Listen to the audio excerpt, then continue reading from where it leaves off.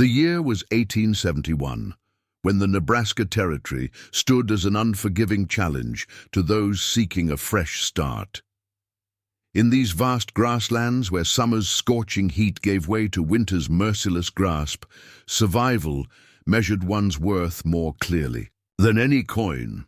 Here courage meant endurance, and kindness was as precious as water in drought.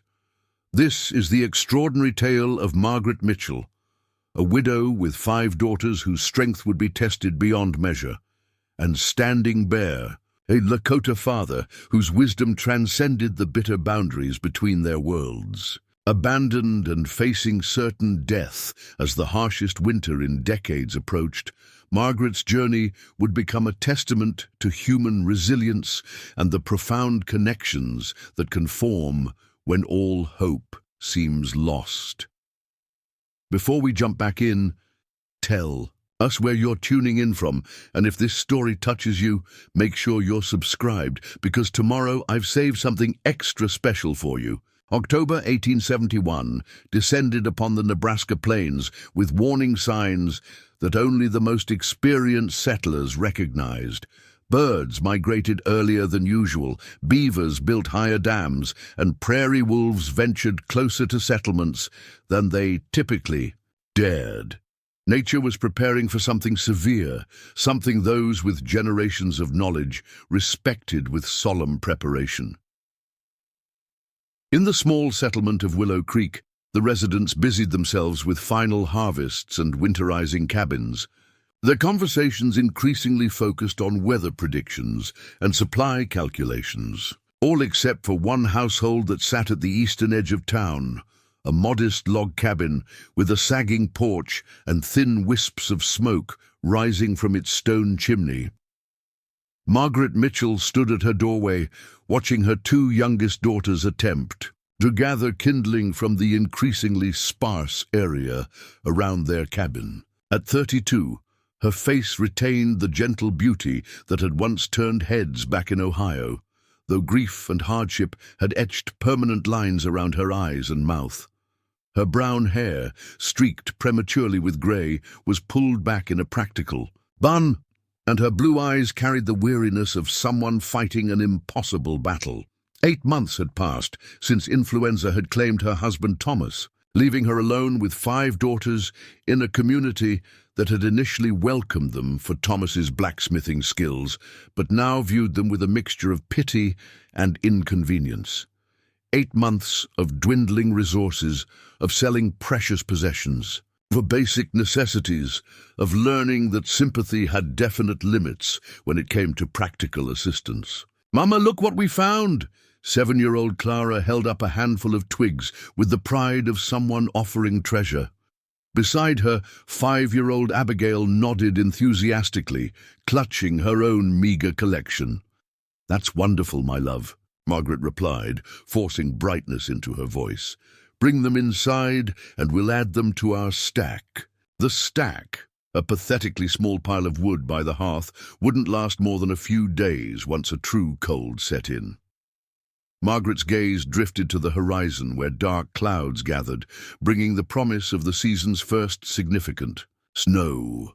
The pantry held barely enough flour for a week of bread, some dried beans, and 3 precious jars of preserves her daughters had helped her make from late summer berries. Not enough, not nearly enough. Inside the cabin's single room, her 3 older daughters were engaged in their daily tasks. Elizabeth, at 15, was the eldest, already showing the determination and quiet strength that had kept the family functioning since Thomas's death. She sat mending one of Abigail's dresses, her needle flashing in the dim light from the cabin's single window. 13-year-old Sarah kneaded dough for the evening bread, her movements efficient despite her youth.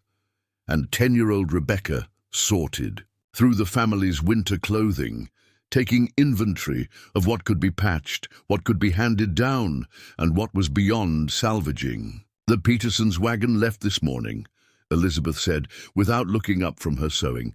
"Mrs. Peterson said they're heading to her sister's place in Kansas before the roads become impassable." Margaret nodded, unsurprised. 3 families had departed Willow Creek in the past week alone. those with connections elsewhere choosing to seek winter sanctuary rather than risk the coming months in a settlement barely 3 years old. Did she say anything else? Margaret asked, knowing her eldest daughter often gathered community news while collecting water from the town well. Elizabeth's hands stilled momentarily. Just that Mayor Wilson wants to speak with you. She said he'd be coming by this afternoon. A knot formed in Margaret's stomach. Mayor Samuel Wilson had been increasingly direct about her situation since Thomas's passing. His solutions inevitably involved separating the family, sending the older girls to work as domestic help in more established households, perhaps finding Margaret herself a position as housekeeper for one of the town's widowers. Practical solutions that ignored the heart of what made life worth living, her daughters together under one roof. A sharp knock interrupted her thoughts, earlier than expected. Margaret smoothed her apron and tucked a stray strand of hair behind her ear. "Girls, continue with your work," she instructed quietly before opening the door.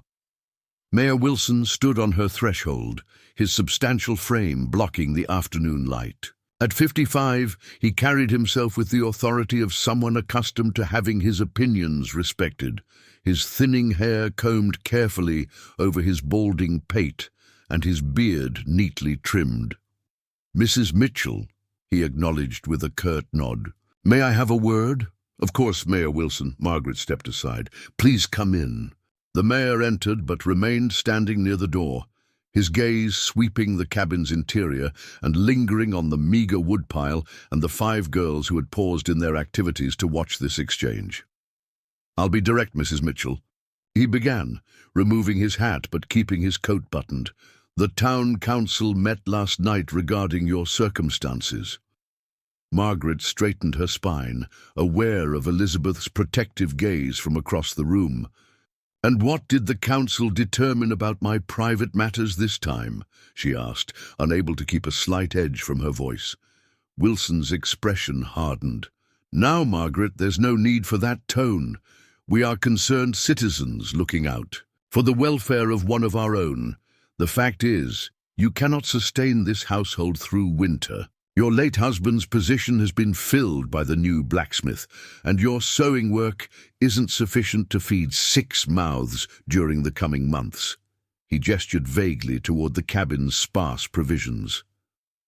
"The Jenkins family is departing for Fort Kearney tomorrow morning.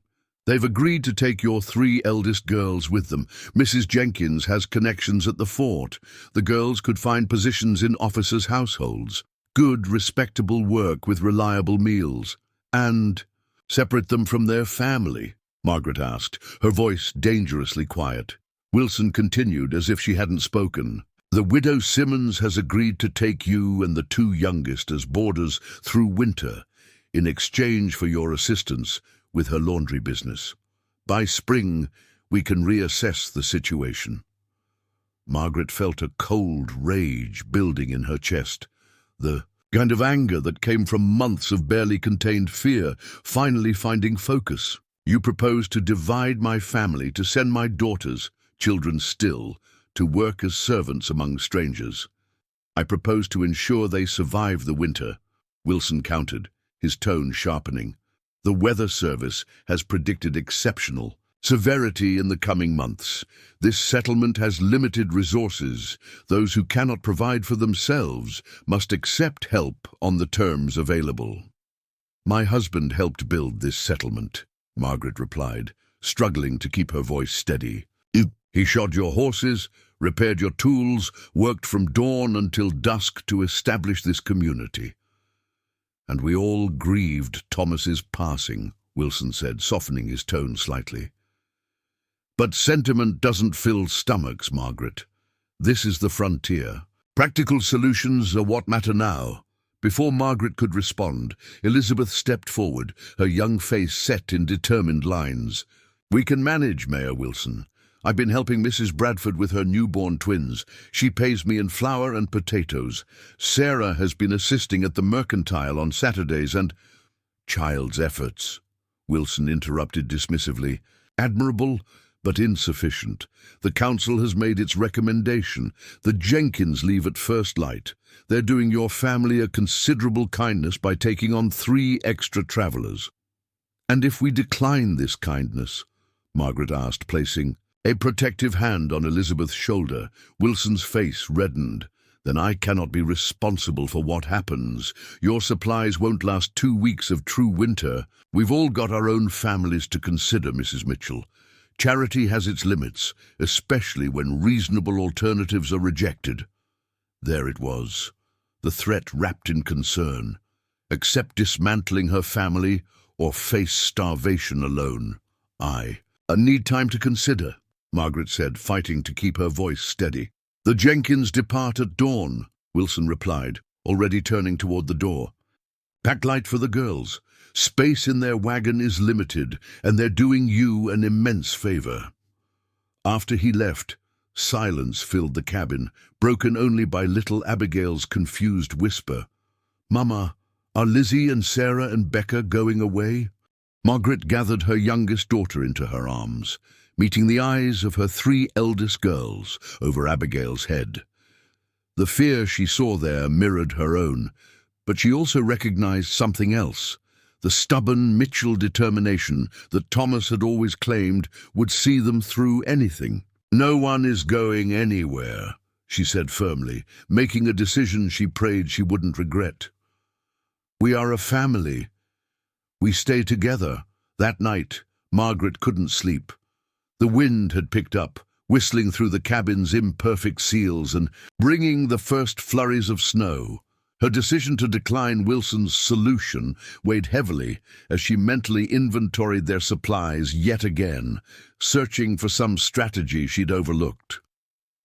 By morning, snow covered the ground in a thin, white blanket, and the Jenkins wagon rolled past their cabin without stopping.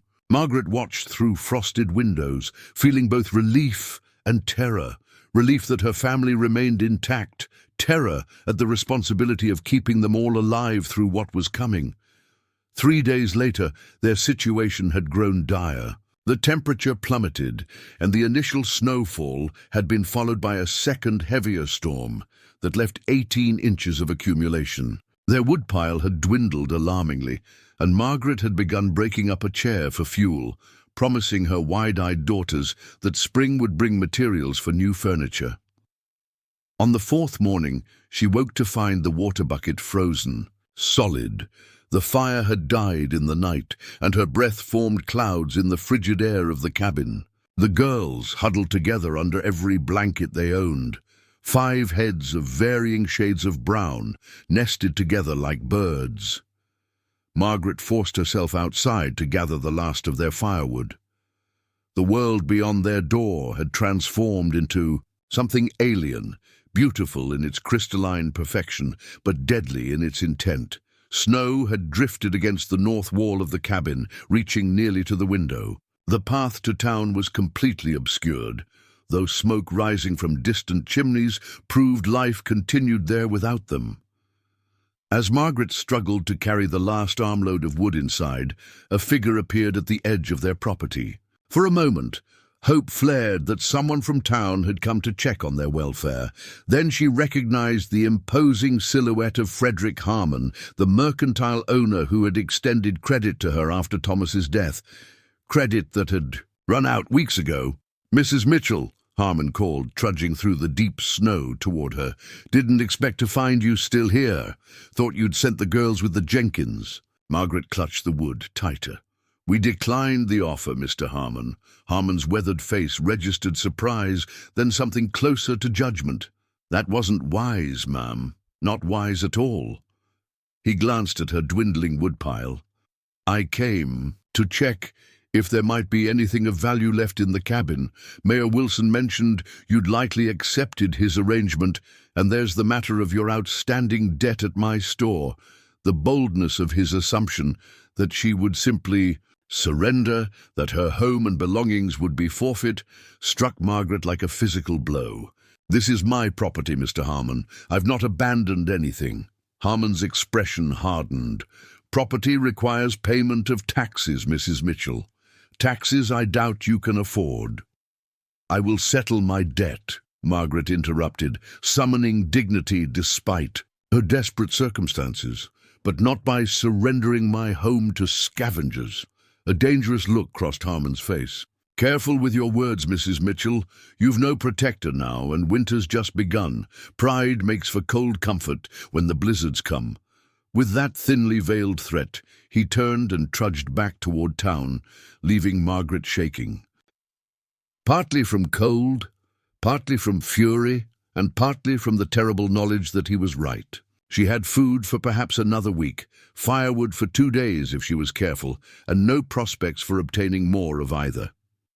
That night, as temperatures plunged to new depths and wind rattled her windows with increasing ferocity, Margaret faced the truth she had been avoiding. They would not survive this winter alone. The town had made its decision about their value, and that decision amounted to abandonment. In the darkest hours before dawn, with her daughters sleeping fitfully nearby, Margaret made a desperate plan. They would attempt to reach Fort Kearney, some 20 miles to the southeast. It was a perilous journey in good weather, potentially fatal in these conditions, but remaining meant certain death by starvation or freezing. By first light, she had packed everything they could carry: their remaining food, Thomas's hunting knife, matches wrapped carefully in oiled cloth, extra socks and gloves, and his compass. She dressed the girls in layers, wrapping scarves around their faces and making sure each had the warmest mittens available. Preparing and narrating this story took us a lot of time, so if you are enjoying it, subscribe to our channel. It means a lot to us. Now back to the story. "Mama, where are we going?" Rebecca asked, eyes wide, with a mixture of fear and trust that nearly broke Margaret's heart. "We are going to find help," Margaret answered, projecting a confidence she didn't feel. "We'll follow the old mail road to Fort Kearney. There are people there who can help us through winter. Is it far?" Sarah asked, helping little Abigail with her boots. Margaret hesitated, then chose honesty. "Yes, it's far. We'll need to be brave and strong, all of us together." Elizabeth, always perceptive, met her mother's eyes with understanding beyond her years. "It's this or freeze here, isn't it?" Margaret nodded, unable to shield her eldest from the harsh reality. "Yes, but we are Mitchells. Your father always said that Mitchells find a way, and that's exactly what we're going to do." As they stepped out into the bitter morning, Margaret felt a strange sense of finality wash over her. They might never see this cabin again, the home where Thomas had laughed and loved and taught his daughters to identify constellations through the small window, where baby Abigail had taken her first steps, where they had celebrated birthdays with simple gifts but abundant affection. Tears threatened to freeze on her cheeks as she whispered a goodbye to the life they had built and the dreams now buried with Thomas. Then, gathering her strength and her children, Margaret Mitchell turned toward the southeast and began the journey that would either save her family or claim them all. The journey began promisingly enough. Though the snow was deep, the morning sky was clear, and Margaret used Thomas's compass to orient them southeast toward Fort Kearney. She placed Elizabeth in charge of 10-year-old Rebecca and 7-year-old Clara, while she carried 5-year-old Abigail and kept 13-year-old Sarah close by her side. They moved in single file, taking turns breaking trail through snow that sometimes reached the older girl's knees. For the first few hours, determination drove them forward. Margaret pictured Fort Kearney with its garrison of soldiers, sturdy buildings, and established community. She imagined finding work as a seamstress or cook, perhaps securing a small room where her girls could sleep safely while they rebuilt their lives. Anywhere would be better than slowly freezing in an abandoned cabin. "Tell us a story, Mama," Clara requested as they paused for a brief rest, her small face pinched with cold despite the scarf wrapped around it. Margaret rummaged in her pack and distributed small pieces of cornbread, their meager midday meal. "What kind of story would you like?" "The one about when you and Papa first came west," Sarah suggested, "about the wagon train and the buffalo herd." Margaret smiled sadly, grateful for the distraction. As they continued walking, she recounted the journey that had brought them to Nebraska territory 3 years earlier, when Thomas had been full of dreams about building a new life where his blacksmithing skills would be valued and land was affordable, enough for a man of modest means. By early afternoon, clouds began gathering on the western horizon, dark and ominous. The wind picked up, carrying the first biting flakes of a new storm. Margaret quickened their pace, though fatigue had already begun to set in. Her arms ached from carrying Abigail, who had tried walking but couldn't manage the deep snow for long. "How much farther, Mama?" Rebecca asked, her breath forming clouds in the increasingly bitter air. "Several miles yet," Margaret answered honestly. "We need to keep moving." Elizabeth, ever practical, suggested they take turns carrying Abigail. "We'll go faster if we share the weight." By mid-afternoon, the storm had engulfed them completely. Visibility reduced to mere feet in front of them, and the howling wind disoriented their sense of direction. Even with the compass, maintaining a straight course became nearly impossible, as they were forced to detour around deep drifts and unseen obstacles beneath the snow. "Keep moving," Margaret urged, Thomas's voice seeming to echo in her mind. To stop is to die. But as the short winter day began to fade, Margaret realized with growing horror that they were lost. The landmarks she had tried to memorize from Thomas's old maps were obscured by the blizzard. Worse, her strength was failing. Rapidly, each step required more effort than the last, and a dangerous warmth began to spread through her limbs, despite the plummeting temperature, the first warning sign of hypothermia that Thomas had once described. The girls were struggling too. Abigail had fallen into an exhausted sleep in Sarah's arms. Clara was stumbling every few steps, and even stoic Elizabeth's face showed signs of dangerous fatigue. As darkness fell in earnest, they stumbled upon a small copse of trees, barely more than a dozen cottonwoods clustered together, but offering minimal shelter from the driving snow. With the last of her strength, Margaret led her daughters beneath the lowest branches of the largest tree, huddling against its trunk and wrapping their blankets around all 6 of them. "Just until the storm passes," she whispered, knowing even as the words left her lips that she was lying to herself. The storm showed no signs of abating, and even if it did, she had no clear idea of which direction to travel come morning. The cold penetrated their layers of clothing, and the blankets that had seemed so substantial now felt paper-thin. Margaret's thoughts turned to Thomas. Perhaps there was mercy in this end, a reunion with him beyond the veil of this life. Her eyelids grew heavy, the temptation to sleep nearly overwhelming. "Not yet," she murmured, forcing her eyes open. "Not like this." But nature cared nothing for human determination. The blizzard raged on, depositing snow around their improvised shelter, gradually encasing them in a tomb of white. Margaret's consciousness began to fade, her mind drifting into memories of warmer days, of Thomas teaching Elizabeth how to shoe a horse, of summer picnics by Willow Creek, of baby Abigail taking her first steps across their cabin floor.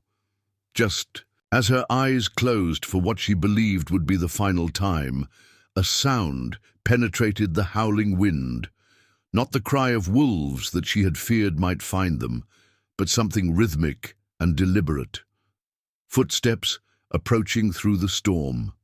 Margaret forced her eyes open, straining to see through the curtain of snow. A dark silhouette materialized, then another and other, figures moving with a confidence that defied the blizzard's fury. For a moment, her heart leapt with irrational hope.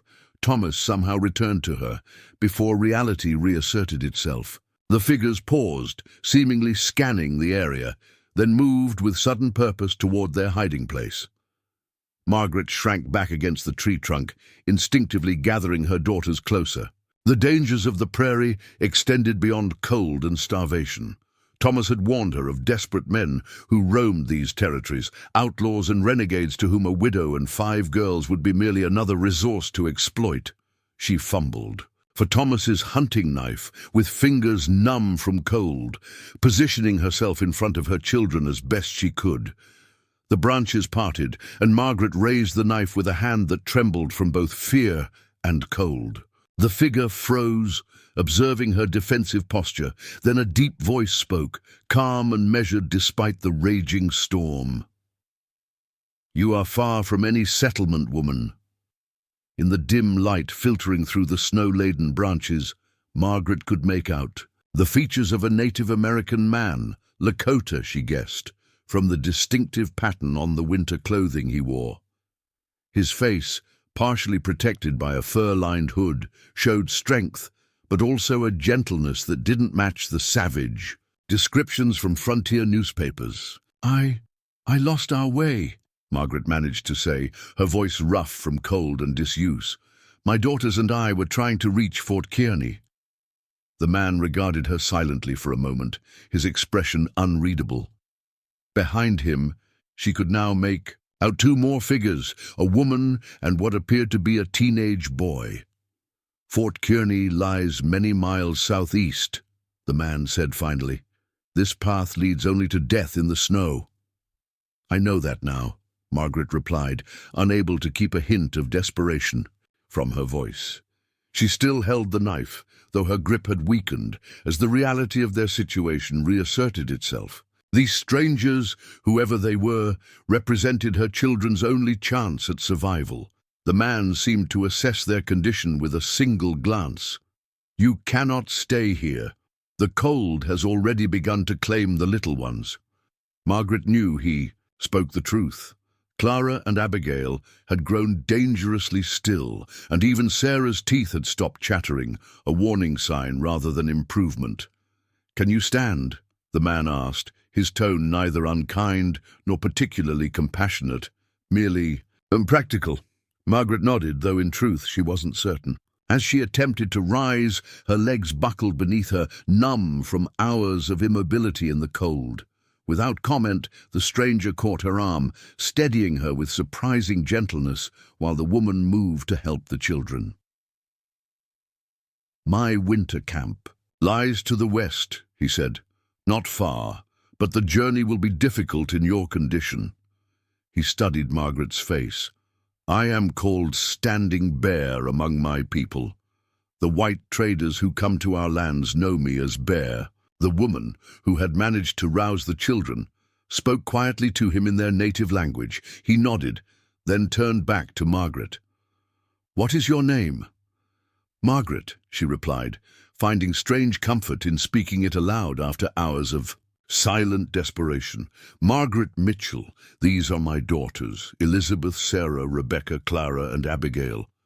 Standing Bear nodded once. "My wife is Wichapi, star woman in your tongue. Our son is called Akacheta, meaning fighter." He surveyed the girls critically. "The little ones cannot walk. Wichapi and I will carry them. The others must walk, if they can. Akacheta will guide them." With that simple declaration, Margaret found herself entrusting her children's lives to people from a tribe she had been taught to fear.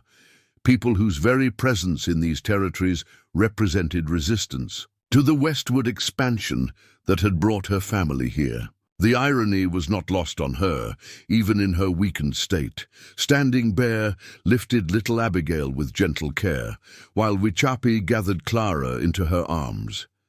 Akacheta, a youth of perhaps 16, helped Sarah and Rebecca to their feet, speaking to them in broken English that nonetheless conveyed reassurance. Elizabeth, always the fastest to adapt, moved immediately to assist Margaret. They travelled in silence, save for occasional instructions from their rescuers. "Step here. Watch your footing.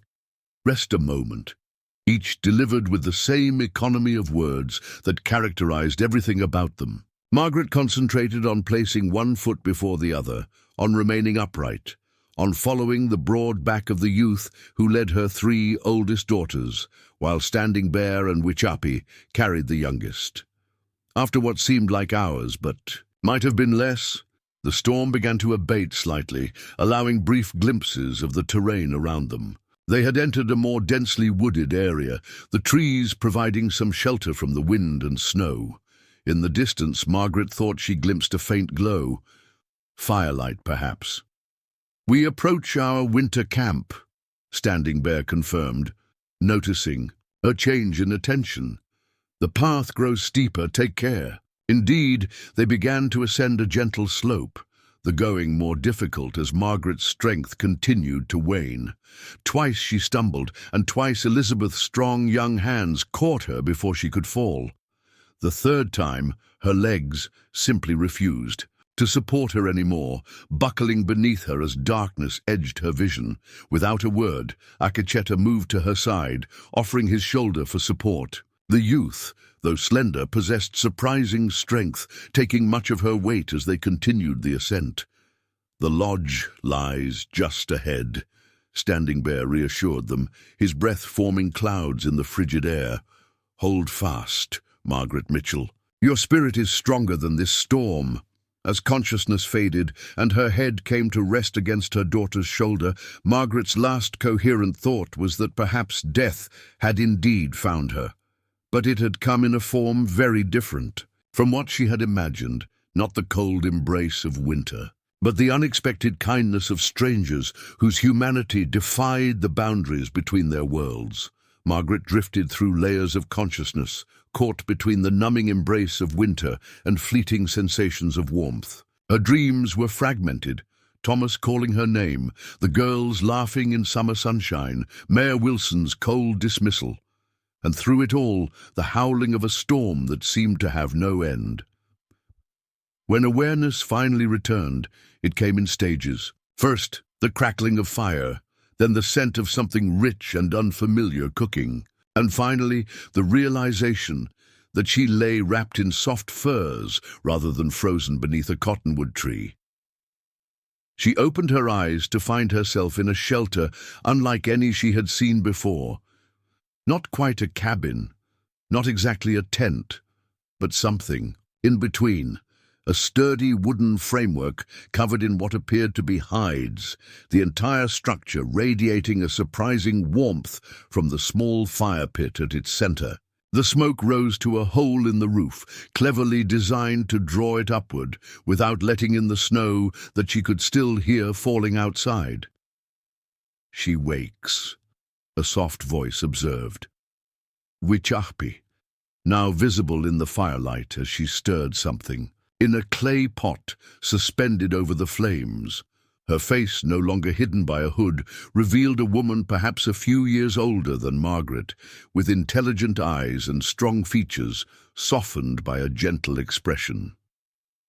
Margaret tried to sit up, instantly, anxious. "My daughters sleep," Wichahpi assured her, gesturing to the far side of the lodge where 5 small forms lay bundled in furs, their breathing the steady rhythm of exhausted slumber.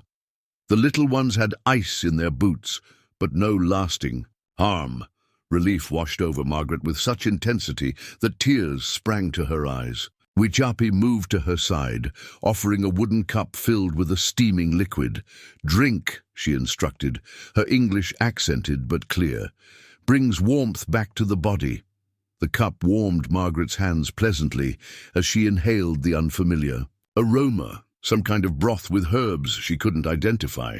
When she sipped cautiously, the flavor surprised her, rich and earthy, with a slight bitterness that was not unpleasant. "Thank you," she murmured, taking another sip. "For this, and for—" She gestured vaguely, encompassing the shelter, the fire, her sleeping children, everything. Wichahpi nodded once in acknowledgement, returning to tend the pot over the fire. "Standing Bear and Akacheta hunt," she explained.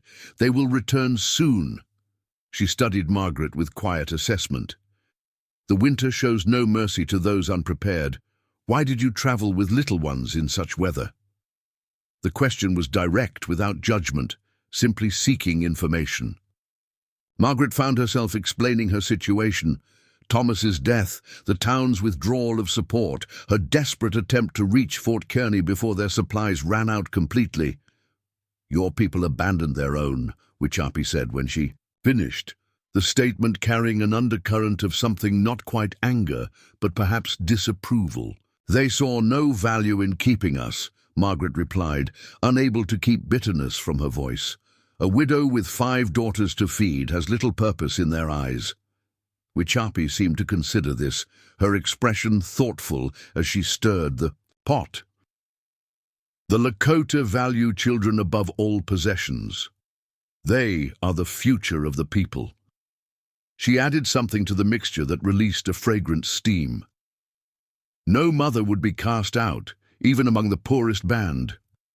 Her words, though simply stated, carried a weight that made Margaret's throat tighten with emotion. The validation of her worth, something Willow Creek had systematically stripped away, came unexpectedly from a woman whose people were portrayed as savages in every newspaper and dime novel that reached the frontier. Before Margaret could respond, the lodge's entrance flap moved aside, admitting a blast of cold air along with Standing Bear and Akachita. They carried several rabbits, already field-dressed and ready for cooking. "The white woman wakes," Standing Bear observed, his dark eyes assessing Margaret's improved condition. "Good. The storm continues. 3 days now, the worst I have seen in many winters." "Will your supplies last?" Margaret asked, suddenly conscious that she and her daughters represented an additional burden on resources that had been meant for 3. A hint of amusement crossed Standing Bear's face. "I prepare well for winter moons. My people do not settle in one place during warm seasons. We follow the buffalo, gather plants, dry meat and berries. Winter camps are stocked to last until spring thaws." He handed the rabbits to Wichapi, who began preparing them with practiced efficiency. Akacheta moved to the fire, warming his hands while watching Margaret with undisguised curiosity. "Rest today," Standing Bear advised, removing his outer layers of fur. "Tomorrow, if you are stronger, we will speak of what comes next." Margaret nodded, still overwhelmed by the strangeness of her situation and the unexpected sanctuary they had found. "Why did you save us?" she asked suddenly. "You could have left us. Many would have." Standing Bear looked up from arranging his hunting gear, his dark eyes meeting hers directly across the fire. "Would you have left children to die in the snow if you had the means to help them?" "No," Margaret admitted, "but I'm not." She trailed off, uncertain how to express the thought without giving offense. "Not Lakota," he finished for her, his expression unchanged. "And I am not white. Yet the storm does not ask what color skin freezes beneath it. The wolf does not care what language is spoken by the flesh it hunts. We are all simply human before the winter." The profound simplicity of his worldview silenced her. Margaret finished her broth, feeling strength gradually returning to her limbs as the day progressed. She drifted in and out of sleep, her body demanding rest to recover from its ordeal. Each time she woke, her daughters remained peacefully asleep, their exhaustion clearly deeper than her own. Wichapi tended to them periodically, adjusting covers or gently feeling foreheads to check for fever. Standing Bear and Akacheta sat near the entrance, speaking quietly in their native language while repairing equipment and cleaning their hunting tools. By evening, when the girls finally began to stir, Margaret felt well enough to sit up properly, wrapped in the fur blanket they had provided. The storm continued unabated outside, its howling a constant reminder of the fate they had narrowly escaped. Abigail woke first, her small face confused and frightened until she spotted Margaret. "Mama!" she cried, scrambling across the lodge, to burrow into her mother's arms. One by one, the others woke, Clara with wide-eyed wonder at their surroundings, Rebecca with cautious assessment, Sarah with immediate questions about their rescuers, and Elizabeth with a solemn nod of understanding. toward Standing Bear that seemed to communicate volumes. As Wichapi prepared a substantial meal of rabbit stew with wild roots that tasted better than anything the Mitchells had eaten in months, Margaret observed the interaction between her daughters and their hosts with growing amazement. The initial fear she might have expected, particularly from her younger girls who had heard nothing but frightening stories about Indians, was absent, replaced by tentative curiosity. Clara, always the most outgoing, had positioned herself near Wichapi, watching the cooking process with fascination. Akacheta was showing Rebecca and Sarah how to repair a snowshoe, their initial wariness giving way to genuine interest in his explanations. And Elizabeth, ever practical, was studying the lodge's construction with the measured assessment of someone filing away valuable information for future reference. As they gathered to eat, Standing Bear spoke the first words that truly acknowledged the extraordinary nature of their situation. "Many winters have passed since white children sat at my fire," he said, his gaze moving from one Mitchell face to another. "You are welcome here until the storm ends and safe passage becomes possible." The storm persisted for 3 more days, confining the unlikely companions to the lodge and creating an unexpected space for connection. By the time the winds finally ceased their howling and sunshine cast long shadows across pristine snowdrifts, an unspoken transformation had begun within the shelter's hide walls. Standing Bear emerged from scouting the conditions around their camp, stamping snow from his moccasins as he ducked through the entrance. "The path remains blocked to Fort Kearney," he announced, addressing Margaret, who sat mending one of Abigail's mittens with sinew thread Wichapi had taught her to use. "Many weeks before safe travel becomes possible," Margaret nodded, surprised to find herself less anxious about this news than she might have expected. The days of recovery had brought clarity about their situation. Without shelter, supplies, and knowledge appropriate to prairie winter, attempting to reach Fort Kearney remained a death sentence. "What happens now?" she asked simply. Standing Bear studied her for a moment, his expression thoughtful.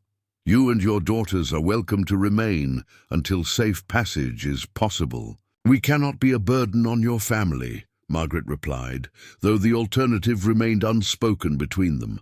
"Burden comes from those who take without giving," Standing Bear said. "All who share the lodge must contribute to its well-being." He paused, seeming to measure his next words. "You have skills we can use. We have the knowledge you need. Perhaps an exchange would benefit both." Elizabeth, who had been listening from where she helped Wichapi process dried berries, looked up with interest. "What kind of exchange?" Standing Bear gestured around the lodge. "Winter survival requires many skills, finding food beneath snow, preserving what is found, making clothing that truly protects, reading weather signs before storms arrive." His gaze returned to Margaret.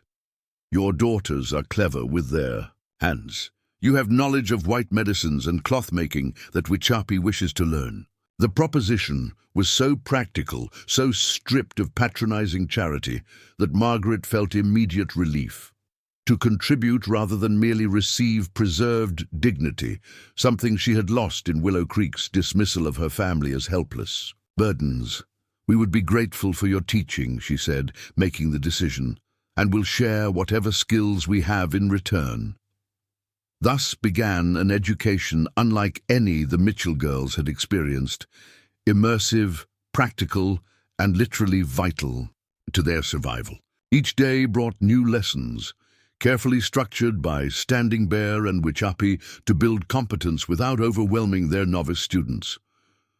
Morning light typically found them gathered around the central fire as Standing Bear explained the day's focus, his English deliberate but increasingly fluid as he grew accustomed to instructing in his second language. Margaret observed with quiet admiration how he adapted teaching methods to each child's age and aptitude, patience with young Clara's endless questions, technical precision for methodical Rebecca, practical applications for action-oriented Sarah, and broader context for thoughtful Elizabeth.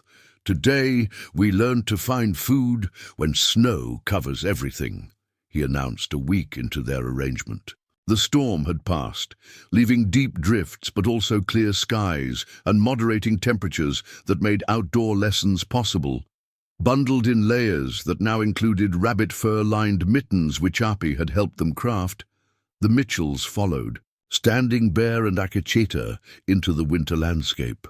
Margaret carried Abigail, though the 5-year-old insisted on being put down periodically to practice walking in the specialized moccasins which Api had made for each of them, winter footwear, vastly superior to their deteriorating leather boots. "The white man sees winter as the death time," Standing Bear explained as they moved through a stand of trees, his breath forming clouds in the crisp air. "The Lakota know it as the waiting time. Life does not end, it hides." He stopped near a snow-covered mound at the base of a cottonwood. "Watch," he instructed, gesturing for Akacheta to demonstrate. The youth knelt, carefully brushing away snow to reveal a tangled mass of dormant plants clinging to the tree's base. "Prairie turnip," Standing Bear identified, using both Lakota and English names for each plant he showed them. "Rich in food that keeps the body strong.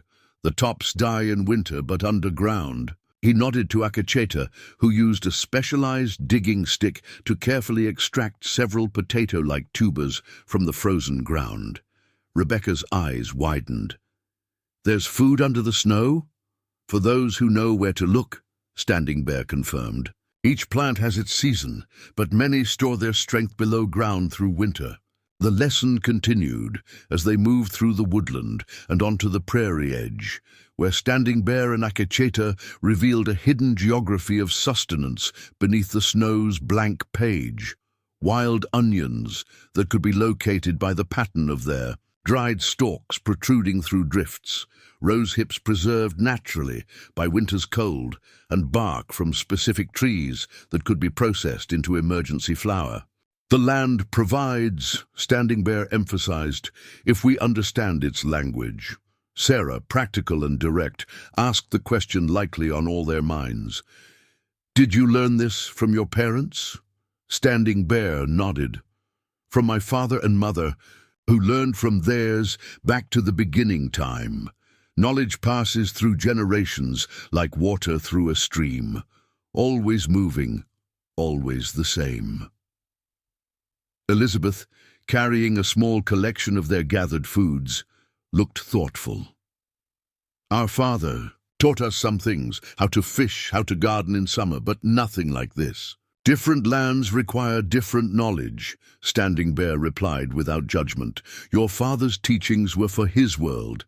Here you need ours." Days took on a rhythm. Mornings dedicated to survival skills with Standing Bear and Akacheta, afternoons to processing and preserving with Wichapi, evenings to crafting and repairing around the lodge fire. The Mitchells' hands grew calloused, their bodies stronger, their eyes more attuned to subtleties of landscape and weather. Wichapi proved as knowledgeable an instructor as her husband, though her teaching style differed. Less verbal explanation, more demonstration and guided practice. Under her patient oversight, even young Clara learned to detect the subtle difference between plants that nourished and those that harmed. "This one makes strong tea for cough," Wichapi explained, showing Margaret and Elizabeth dried leaves from her carefully maintained medicine bundle. "This one," she indicated another small pouch, "stops bleeding when packed in a wound." Margaret, who had maintained a modest herbal knowledge based on her mother's teachings and frontier necessity, found Wichapi's pharmacopoeia both familiar and revolutionary. Many plants she recognized served purposes she'd never imagined, while others, entirely unknown to her, addressed ailments that regularly plagued settler communities. My mother used bone-set tea for fever, Margaret shared one afternoon as they worked together cataloguing Wichapi's winter stores. Is it known to your people? Wichapi nodded, her hands continuing to sort dried plants with practiced efficiency.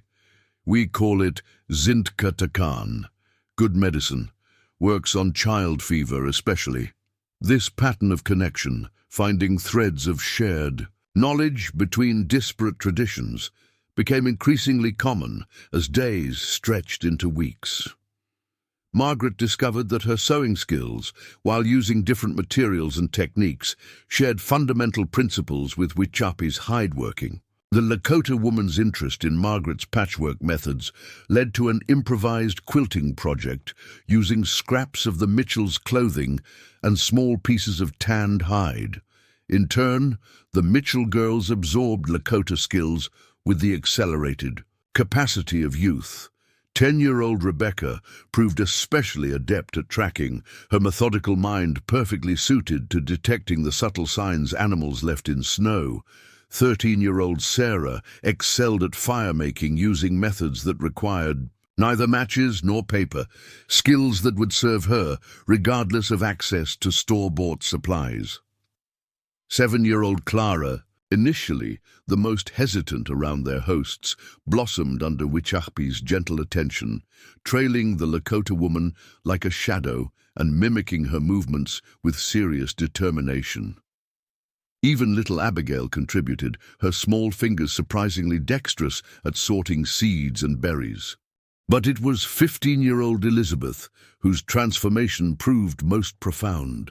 She worked alongside Akacheta with growing confidence, their initial awkwardness giving way to a comfortable partnership as they tackled increasingly complex tasks. The Lakota youth, initially reserved, gradually shared more of his knowledge as Elizabeth demonstrated both aptitude and respect. The tracks tell a story, Akacheta explained one morning, kneeling beside a delicate impression in fresh snow while Elizabeth studied it intently.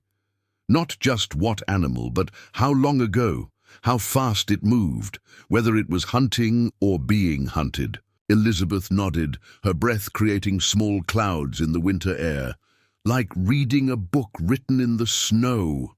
Akacheta considered this comparison.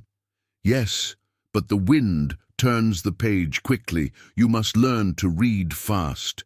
Their laughter, shared across boundaries of language and upbringing, echoed through the trees, a sound that would have seemed impossible weeks earlier.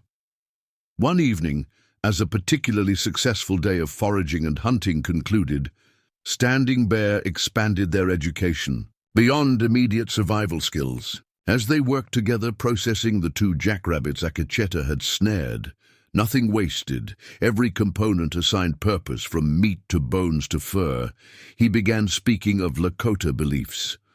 All things are connected, he explained, demonstrating how to extract sinew for future use as thread. The rabbit gives life so we may live. We honor this gift by using every part, by remembering the rabbit in our thanks. Sarah, never one to shy from direct questions, looked up from her work separating fur from hide. Do you pray to God for the animals? Standing Bear considered her question with characteristic thoughtfulness. We pray to Wakantanka, the great mystery that flows through all things. Not separate from creation as your God seems to be, but present within everything, the rabbit, the snow, the fire, ourselves. Rather than dismissing this belief, as Margaret had momentarily feared he might, Standing Bear acknowledged it with quiet respect before offering his own perspective. Many paths to understanding the great mysteries. The Lakota way is one path, yours is another. Both seek to honor what is greater than ourselves. This approach, finding connection without demanding conversion, characterized all their cultural exchanges. Standing Bear and Wichapi shared Lakota stories and beliefs as naturally as they shared practical knowledge, presenting them as another essential aspect of prairie wisdom rather than competing doctrine. The Mitchell girls, raised with Protestant Christianity, but without rigid dogma, in their isolated frontier setting, absorbed these teachings with the same openness they applied to learning which plants were edible or how to build a snow shelter. Margaret, whose own faith had been tested by Thomas's death and the community's abandonment, found unexpected comfort in the Lakota worldview that recognized struggle without requiring suffering to have divine purpose. As January deepened its grip on the prairie, the education expanded to include skills for nomadic life once spring returned.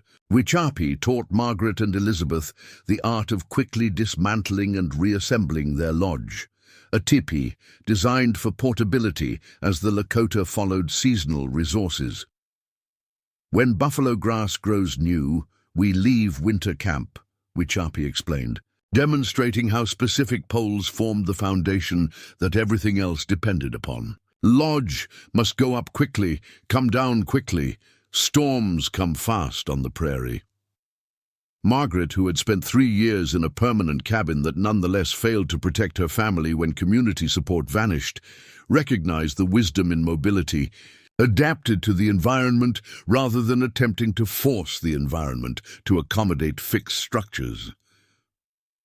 Standing Bear, observing her thoughtful examination of the teepee's design, commented quietly, "The white man builds solid homes but often must abandon them.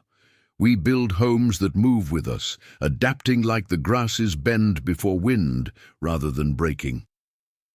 The observation, offered without judgment, nonetheless carried profound insight into the fundamental difference between their culture's approaches to the harsh prairie environment. Margaret found herself increasingly questioning assumptions she had never examined, that permanent settlement represented progress, that the Lakota's nomadic traditions reflected primitive development rather than sophisticated adaptation to their environment. Food preparation became another arena of intensive knowledge exchange. The limited provisions Margaret had carried from Willow Creek had been quickly exhausted, forcing complete dependence on Lakota methods of sustenance. Standing Bear and Akacheta brought game, primarily rabbits and occasionally a deer, while daily foraging supplemented their protein with plants preserved by winter's natural refrigeration. Wichapi proved a master of transformation, turning these limited ingredients into varied meals that sustained both nutrition and morale. She taught Margaret and the older girls how to prepare pemmican, a concentrated mixture of dried meat, fat, and berries that provided essential energy in portable form. "Summer food carried into winter," Wichapi explained, showing them the precise proportions that ensured preservation without spoilage. "When we follow buffalo, this keeps us strong between hunts." The preparation required hours of pounding dried meat into powder, using stone tools, measuring precise amounts of rendered fat, and incorporating dried service berries for sweetness and nutrients. The process, labor-intensive but social, became a time for sharing stories and building bonds. During one such session, as their hands worked in rhythmic unison, Wichapi asked Margaret about her life before Willow Creek. The question, simple, yet profound in its recognition of Margaret as someone with history beyond her current circumstances, opened a conversation that ranged across their different experiences of womanhood, motherhood, and survival. Margaret shared memories of her Ohio childhood, her education cut short by family obligations, her marriage to Thomas at 19, and their decision to seek opportunity in Nebraska Territory when eastern prospects dimmed. "Thomas believed in the promise of new land," she explained, her hands continuing their steady work, "a place where his blacksmith skills would provide for us all, where the girls might have better chances than we did." Wichapi listened attentively, her own hands never pausing in their practice movements. When Margaret finished, the Lakota woman shared aspects of her own journey, her childhood in a large band that followed traditional ways, her marriage to Standing Bear, who had chosen to learn both paths after spending time at a mission school, Their decision to winter separately from the main band after tensions arose regarding adaptation to changing circumstances. Standing Bear believes we must learn new ways to survive the coming changes, she explained with quiet dignity. Some elders disagree, say he becomes too much like White Man, so we make winter camp alone this season and return to the band in spring when tempers cool like melting snow. The revelation that their Lakota hosts were themselves navigating complex cultural transitions provided perspective that transformed Margaret's understanding of their situation. This wasn't simply a case of established natives helping ignorant settlers, but rather two families both existing at cultural crossroads, each with knowledge the other needed. By February's arrival, the knowledge exchange had expanded beyond survival. Necessities to encompass language, music, and social customs. Evening gatherings around the central fire might include Standing Bear, teaching Lakota words for essential objects and actions, Akacheta demonstrating songs played on a small hand drum, or Margaret sharing folk tales remembered from her childhood. Mitchell girls, with children's natural facility for language, began incorporating Lakota words into their daily speech. Clara was particularly delighted in mastering new terms, proudly announcing each morning's weather with the appropriate Lakota description. Even Abigail at 5 effortlessly switched between English and simple Lakota phrases, sometimes creating hybrid sentences that bridged both worlds. One evening, as wind drove snow against the teepee's sturdy walls and their shared meal had given way to quiet activities around the fire, Standing Bear addressed Margaret with uncharacteristic hesitation. "Your daughters learn quickly the ways of winter survival," he observed, "but knowledge must continue beyond our teaching." Margaret looked up from the moccasin she was repairing, sensing significance in his tone. "What do you mean?" Standing Bear exchanged glances with Wichapi before continuing. "When spring comes, choices must be made. Fort Kearney offers one path, returning to your people's ways, but such places may not value the knowledge your daughters now carry." Elizabeth, always attentive to undercurrents, set aside the sinew she was processing. "Are you saying we shouldn't go to Fort Kearney when the snow melts?" Standing Bear considered his words carefully. "I say only that knowledge survives when practiced. The skills you learn here, finding food beneath snow, reading weather in cloud patterns, making shelter from what the land provides, these things are not taught in white schools or settlements." "They should be," Sarah interjected with characteristic directness. "They're more useful than half the things we learned in Willow Creek." A ghost of a smile crossed Standing Bear's usually solemn face. "Perhaps, but white settlers often forget old knowledge in favor of new ways, even when old ways serve better in this land." Margaret understood the unspoken question hovering beneath his observation. What would happen to this hard-won knowledge when they inevitably returned to white society? Would the skills that had kept her daughters alive become forgotten curiosities, dismissed as Indian ways, unnecessary in settlements with general stores and community support? "What would you suggest?" she asked, sensing he had given this considerable thought. "Knowledge lives when shared," Standing Bear replied. "Those who carry wisdom between worlds, like water flowing between two lakes, serve both." He gestured toward his son. "Akacheta learns both paths, as I did. He will understand white ways without forgetting Lakota truth."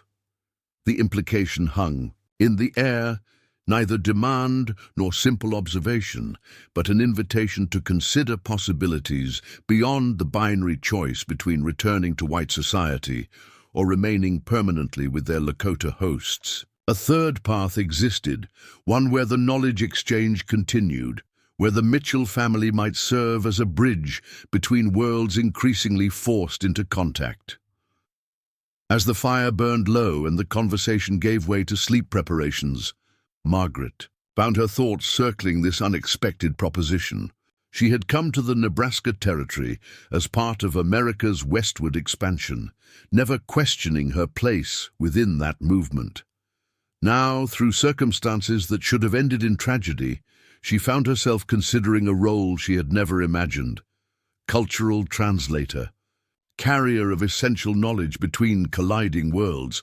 The idea should have seemed outlandish, yet as she watched her daughters settle into their sleeping robes, healthy, learning, adapting in ways they never could have in Willow Creek, she recognized that transformation had already begun. The Mitchell family that emerged from this winter would never again fit neatly into the narrow confines that settler society prescribed. Knowledge, once gained, could not be unlearned. The only question remaining was how they would carry it forward when the spring thaw finally arrived. February's deep freeze began to loosen its grip as March approached. The sun lingered longer in the pale blue sky, and midday temperatures occasionally rose enough to create a thin layer of melt on south-facing snowdrifts. These subtle shifts signaled nature's inevitable progression towards spring, even as nights remained bitterly cold and the prairie landscape predominantly white. With the moderating weather came increased activity beyond their isolated winter camp. Standing Bear returned from hunting one afternoon with news that added a new dimension to their situation. "Riders to the south," he reported, as he and Akacheta brought in a young deer that would sustain them for several days. 3 men on horseback, following the old mail road. Margaret looked up sharply from where she and Wichapi were teaching the younger girls to fashion waterproof containers from birch bark. "Soldiers?" Standing Bear shook his head while helping Akasheta hang the deer in the designated preparation area outside the teepee. "Settlers, 1 wagon heavily loaded, moving before the thaw makes travel easier, unwise but not uncommon." Margaret nodded, understanding the implications. As temperatures moderated and snowpack began to consolidate, human activity across the prairie would increase. Their insulated existence, the careful balance between families that had developed over weeks of isolation, would face external scrutiny. Standing Bear seemed to read her thoughts. "We should prepare for encounters," he said simply. "As paths clear, more will travel." The following morning, he expanded on this concern during their usual council around the breakfast fire. "My people and yours exist in uneasy peace," he explained, particularly addressing Elizabeth and Sarah, who were old enough to understand the complexities of frontier relations. "Treaties made, treaties broken, promises given, promises forgotten. Some bands resist with weapons, others seek accommodation. Some white men respect boundaries, many do not." "Are we in danger?" Sarah asked directly, her practical nature seeking clear assessment rather than comfortable reassurance. Standing Bear considered her question with characteristic thoughtfulness. "All life contains danger, especially during times of change, but specific risks exist when worlds meet." He glanced at Margaret. "A white woman and her daughters living willingly with the Lakota family, this fits no category in either world's understanding." "We're doing nothing wrong," Elizabeth pointed out, a protective edge entering her voice. "Ignorance creates fear. Fear leads to poor decisions," Standing Bear replied. "Not everyone will see with clear eyes what exists between our families." With this reality acknowledged, practical preparations began. Their daily excursions for foraging and hunting now included heightened awareness of potential encounters. Standing Bear taught the older girls to recognize distant riders before being seen themselves, using terrain features for concealment when necessary. Not from fear, he emphasized, but from wisdom. First observation allows better choices. Margaret noticed additional precautions in their hosts' behavior.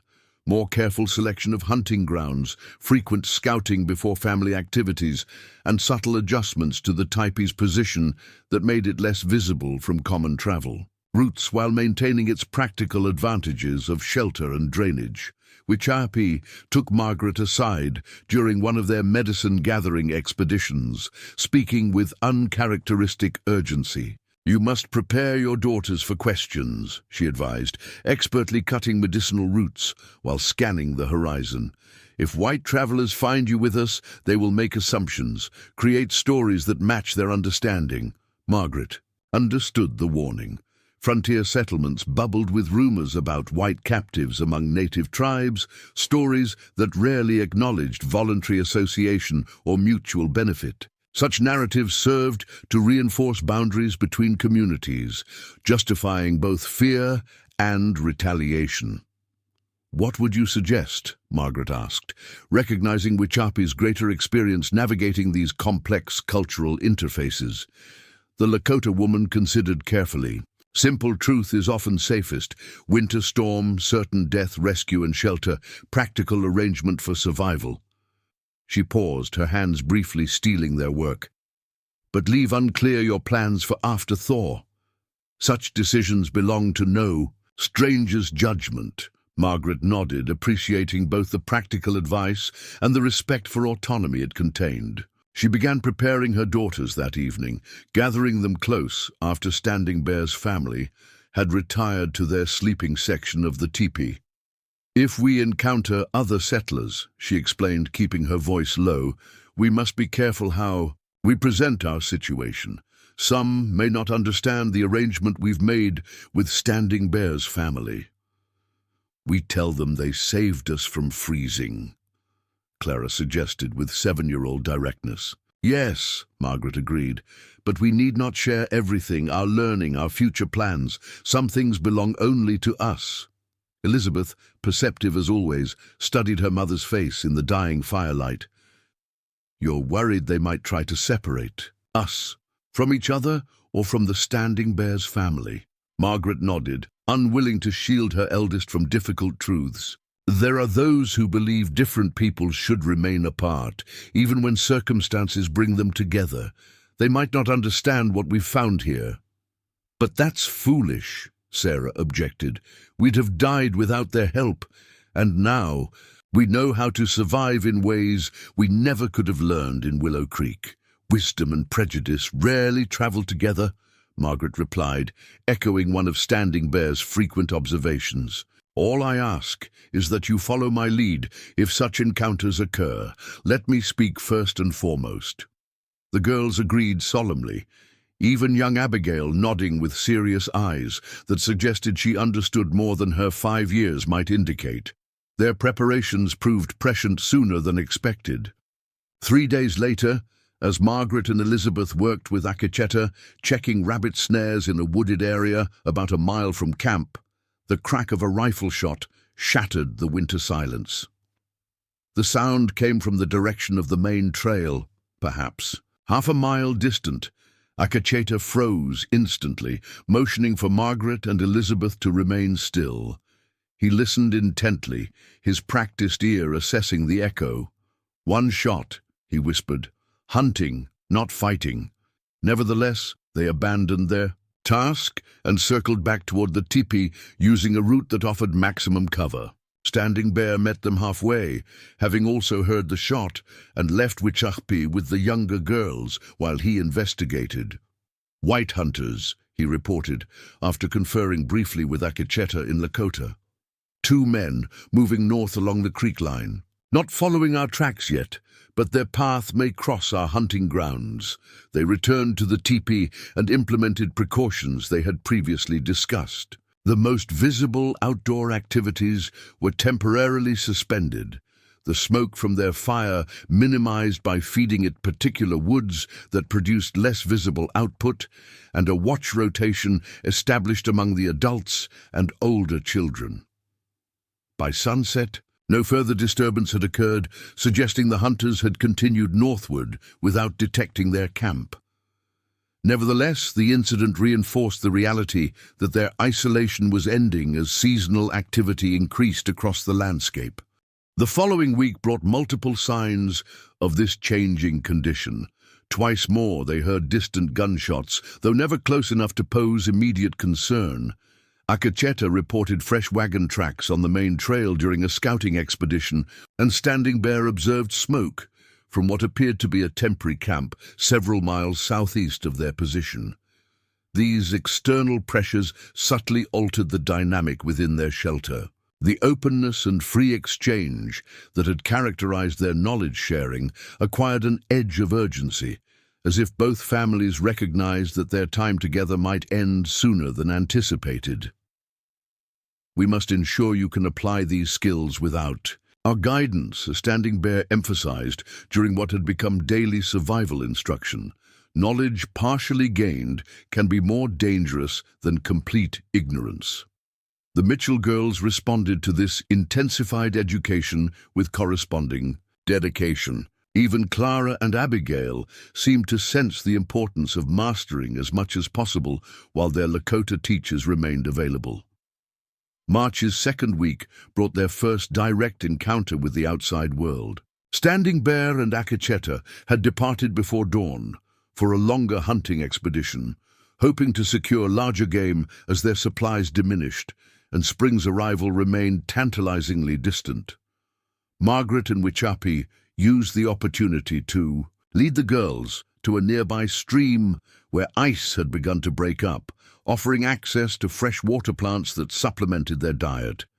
They worked efficiently, the older girls helping younger ones identify edible shoots emerging along the stream bank, while Margaret and Wichapi filled containers with clean water from areas where flow had resumed beneath thinning ice. Their attention focused downward on their tasks.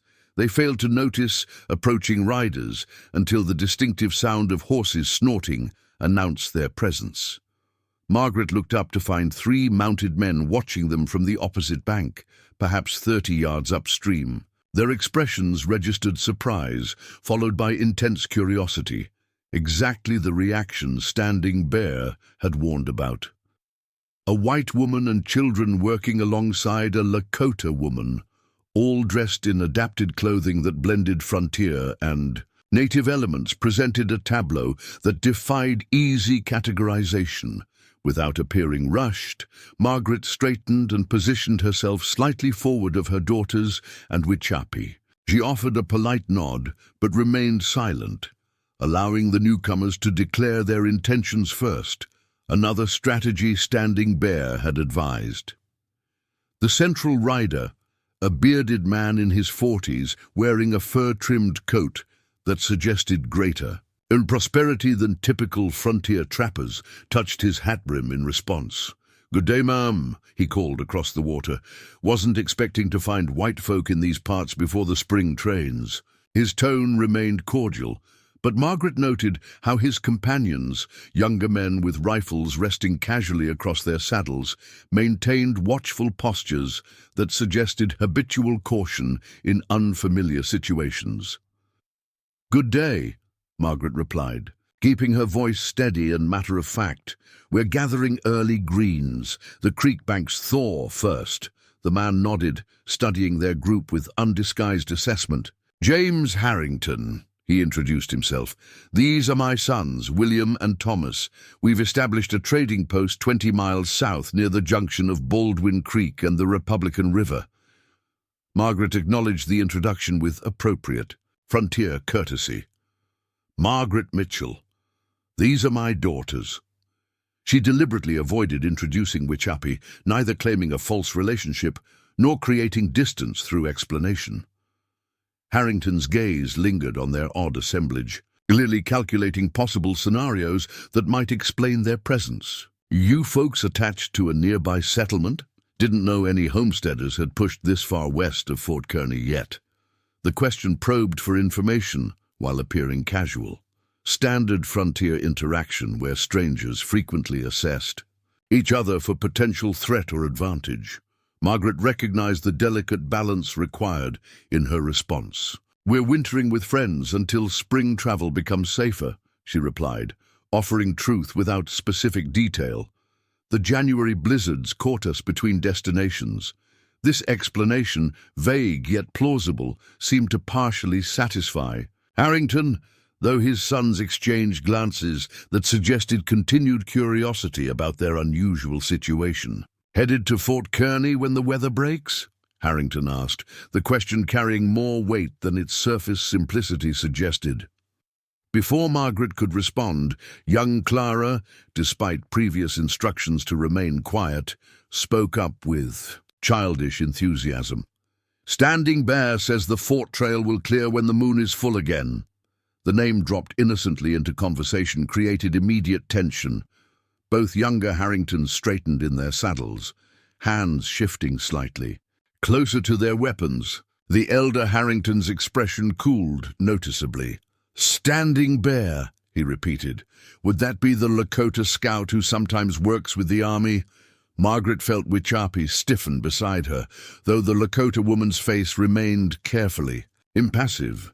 Elizabeth gently pulled Clara back, murmuring something too quiet for the men to hear. Yes, Margaret confirmed, seeing no benefit in denial when Clara had already revealed their connection. His family provided shelter when the blizzard would have claimed our lives. We've been recovering under their protection. She deliberately emphasized protection rather than captivity, shaping the narrative before Harrington could impose his own interpretation. Nevertheless, the trader's expression remained troubled. Ma'am, while I've had peaceful dealings with various tribes, myself, there's been increased tension lately. Army patrols have reported several incidents with renegade bands pushing back against settler encroachment. He paused, seeming to choose his next words carefully. Some might question whether your current arrangement is entirely voluntary. The implication that Margaret and her daughters might require rescue from a situation she had just described as life-saving carried all the paternalistic assumptions Standing Bear had warned about. More concerning, it suggested potential intervention justified by presumed distress. Our arrangement is entirely voluntary, Mr. Harrington, Margaret replied firmly, and mutually beneficial. My daughters and I have learned prairie survival skills that will serve us well in our future settlement, wherever that may be. Harrington nodded, though skepticism remained evident in his expression. Of course, ma'am.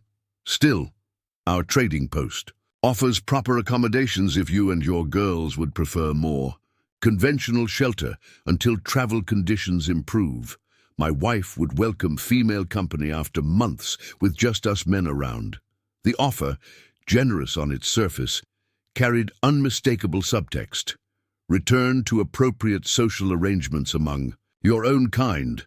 Margaret recognized both the expectation embedded in Harrington's invitation and the potential consequences of direct refusal. That's very kind, she responded diplomatically.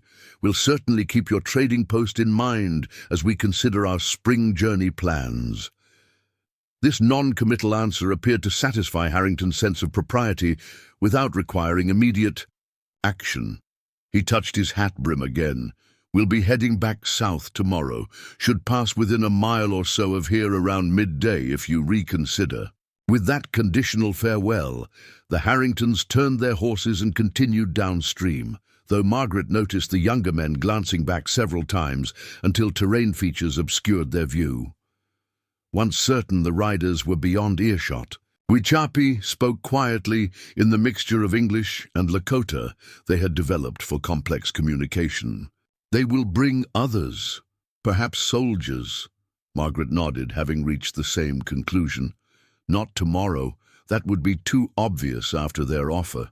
But soon. Harrington strikes me as a man who believes he knows what's best for others, especially women without male protection. They gathered their collected plants and water quickly, returning to the tipi by a circuitous route that avoided leaving obvious tracks between the stream and their shelter. Standing Bear and Akacheta returned shortly before dusk, a successful hunt evidenced by the field-dressed elk they transported on a travois. The men's satisfaction at their hunting success vanished as Margaret described the encounter with the Harringtons. Standing Bear listened without interruption, though his expression darkened progressively. Traders know many people, spread many words, he observed when she finished. This Harrington will not forget finding white women and children with Lakota. You families, should we leave? Elizabeth asked, voicing the question that hung unspoken in the teepee's suddenly tense atmosphere. Find another campsite? Standing Bear exchanged glances with Wichapi before responding. Moving camp in winter carries risk. Food sources known here might not be found elsewhere, but staying brings different dangers. What kind of danger? Sarah asked directly. Standing Bear considered how to explain complex frontier dynamics to a 13-year-old. Some white men believe all native people are enemies. Some believe white women need rescue whether they ask for it or not. These beliefs make them act in ways that create trouble where none existed, like Mayor Wilson, Rebecca observed with unexpected insight. He thought he knew what was best for us too. Yes, Margaret agreed, surprised and impressed by her 10-year-old's perception. Exactly like that.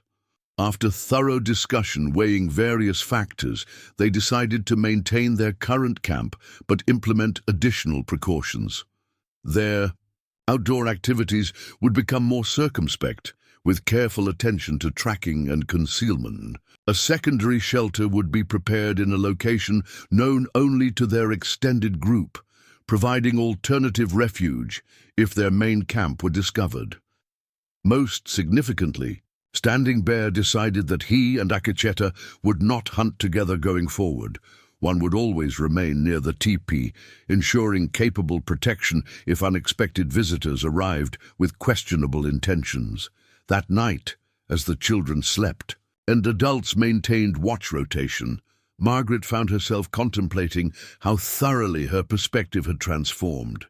3 months earlier, she would have viewed men like the Harringtons as potential saviors, representatives of a social order that provided security through conformity. Now she recognized the limitations inherent in that order, particularly for those who existed at its margins. Standing Bear joined her by the carefully banked fire during his watch, his expression thoughtful as he added small pieces of wood that produced heat with minimal smoke. The worlds move closer together, he observed quietly. What happens in this small lodge between our families happens across the prairie. Knowledge shared, boundaries questioned, new ways emerging from old collisions. Margaret nodded, understanding his broader perspective, but not everyone welcomes such change. Change comes whether welcomed or resisted, Standing Bear replied. Like spring thaw, it can nourish new growth or flood and destroy, depending on how it is channeled. The metaphor captured their immediate situation perfectly. External forces, represented by the Harringtons but extending to the larger currents of westward expansion, were accelerating toward their small community. The coming days would determine whether these forces would nurture the cross-cultural understanding they had cultivated or sweep it away in rigid adherence to established boundaries.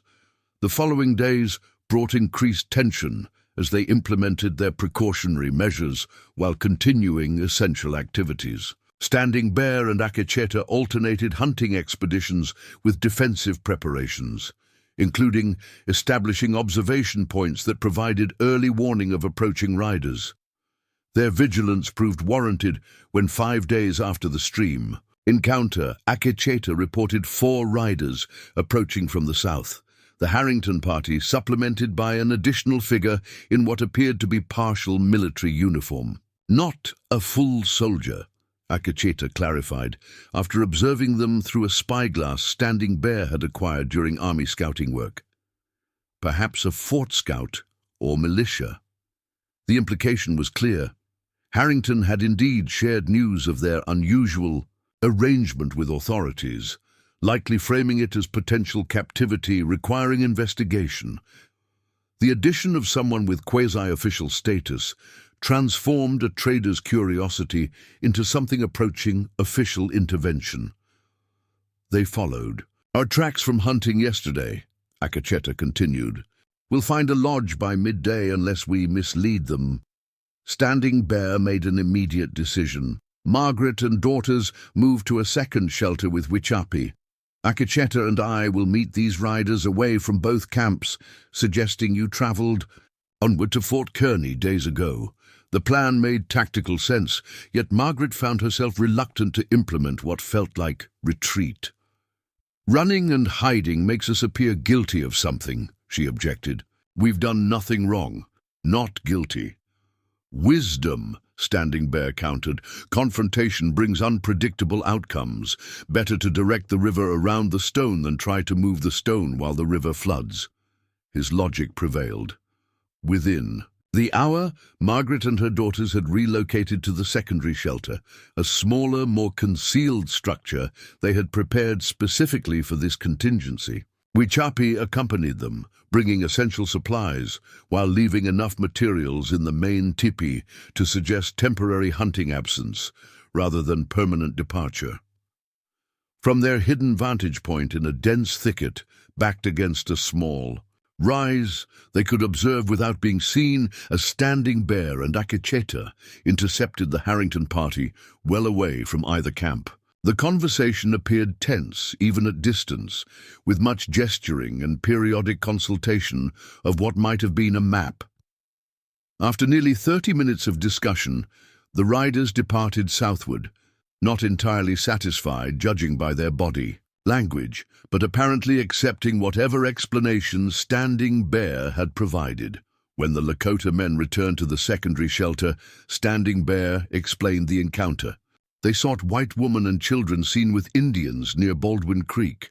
I told them truth transformed, that we found a family in a snowstorm, sheltered them until the weather improved, then directed them toward Fort Kearney 2 weeks past. Did they believe you? Elizabeth asked. Standing Bear's expression remained neutral. The one in soldier clothes doubted, wanted to search our camp. I said all are welcome as guests by Lakota custom, but reminded that the treaty allows no military entry to hunting grounds without permission from chiefs. This legal reminder, demonstrating Standing Bear's sophisticated understanding of treaty provisions that many settlers chose to ignore, had apparently created sufficient uncertainty to prevent immediate search. They go now to Fort Kearney, Standing Bear continued. We'll ask if the Mitchell family arrived. When no Mitchells are found there, they may return with more questions, perhaps more men. The threat, while temporarily averted, had clearly escalated. Their previously isolated existence had now entered frontier consciousness, transforming from private arrangement to potential public concern. The knowledge exchange that had flourished in isolation would face its greatest challenge as external. Forces sought to categorize and control what they perceived as boundary transgression. That evening, as they maintained heightened vigilance from their secondary shelter, Margaret realized they had reached the critical juncture Standing Bear had predicted weeks earlier.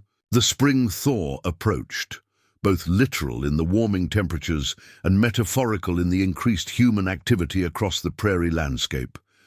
Choices postponed during winter's isolation could no longer be deferred. The Mitchell family stood at crossroads that would determine not just their immediate safety, but their future identity in a rapidly changing frontier world. For 3 tense days, the combined family maintained their position in the secondary shelter, a structure more concealed, but less comfortable than their main teepee. They limited outdoor activities to essential tasks, kept fires small and smokeless, and maintained constant vigilance through a rotation of lookouts positioned on the small rise that provided visibility across the surrounding prairie.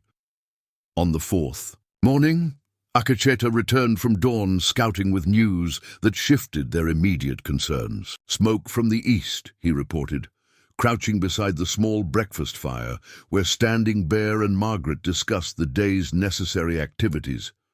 Many fires, perhaps a camp of my people moving north earlier than usual. Standing Bear considered this information with characteristic thoughtfulness. Which band? Too distant to be certain, Akacheta replied, but the pattern suggests Minikunju or perhaps Oglala. The potential proximity of a larger Lakota group introduced new dimensions to their already complex situation. Standing Bear explained to Margaret as Wichapi prepared a simple breakfast of pemmican mixed with early spring greens. Different bands follow different leaders, he clarified. Some maintain traditional separation from white settlements, others engage in limited trade. My own contacts with white military mark me as controversial among certain groups. Would they be hostile to us? Margaret asked, glancing toward her daughters, who were helping Wichapi with meal preparations, too far away to overhear their discussion. Not hostile, Standing Bear replied carefully, but questioning. A white family living with Lakota raises concerns on both sides of the divide. Some of my people fear white influence weakens traditional ways, just as some whites fear native influence threatens their civilization. Margaret nodded, understanding the parallels. Mirror fears. Yes, Standing Bear agreed, pleased by her perception. Fear wears different clothing, but speaks with the same voice in both camps. He made a decision, rising to his feet with quiet authority. I must investigate this band. If they are Miniconjou, as Akecheta suspects, the leader may be Black Eagle, who once fought beside my father. Such a connection might offer protection beyond what our small family can provide. The implications hung clearly in the morning air. Potential alliance with a larger Lakota group might deter further intervention from settlers like Harrington, but would also permanently align the Mitchell family with native interests in the eyes of white authorities. And if they object to our presence, Margaret asked directly. Standing Bear met her gaze with characteristic honesty. Then we face difficulty from both directions. White soldiers questioning why you remain with us, Lakota leaders questioning why we shelter you. He instructed Akecheta to continue monitoring both the distant Lakota encampment and potential approaches from the south where Harrington might return. Then, with minimal preparation, Standing Bear departed eastward to make contact with the newly arrived band. His absence altered the dynamics within their shelter, highlighting how central his quiet leadership had become to their collective security. Wichapi maintained outward calm, but Margaret noticed her frequent glances toward the eastern horizon as the day progressed. That evening, as they gathered around the small cooking fire within their concealed shelter, Elizabeth voiced the question that had likely occupied all their thoughts. What happens if Standing Bear can't return? If this other band doesn't welcome him, or us? Wichapi looked up from the stew she was preparing, her usually composed expression revealing momentary vulnerability. My husband walks a difficult path between worlds, has done so many seasons. He will return. Her certainty provided reassurance. But Margaret recognized the underlying reality. Their security, perhaps their survival, now depended on diplomatic negotiations occurring beyond their knowledge or control. Margaret used the opportunity to engage her daughters in a necessary discussion. Whatever happens with Standing Bear's mission, we need to consider our path forward when spring truly arrives. Sarah, practical as always, framed the question directly. Do we still try to reach Fort Kearney, or return to Willow Creek? Rebecca added, though her tone suggested little enthusiasm for revisiting the community that had essentially abandoned them. Or, Elizabeth began, then hesitated, glancing toward Wichapi, who continued her cooking without interrupting this family conversation. Or something else entirely, Margaret completed her daughter's thought. That's what we need to consider. She had deliberately chosen this moment, with Standing Bear temporarily absent, to explore her daughter's perspectives without their feeling pressured by his presence. The winter's extraordinary circumstances had transformed them all, but children's adaptability sometimes masked underlying anxieties about disruption and change. I don't want to go back to Willow Creek, Clara declared with 7-year-old directness. Mayor Wilson is mean, and nobody helped us when we needed it. "And I don't want to go somewhere where we can't use what we've learned," Sarah added, her 13-year-old mind focused on practical applications rather than social considerations. "What's the point of knowing how to find food under snow or make medicine from plants if we just end up in some fort where everything comes from a storehouse?" Margaret nodded, acknowledging their perspectives while nudging toward deeper reflection. "And what about being around other children, other families like us? Don't you miss that sometimes?" The question provoked thoughtful silence. Finally, Elizabeth responded, her 15 years bringing greater awareness of social complexities.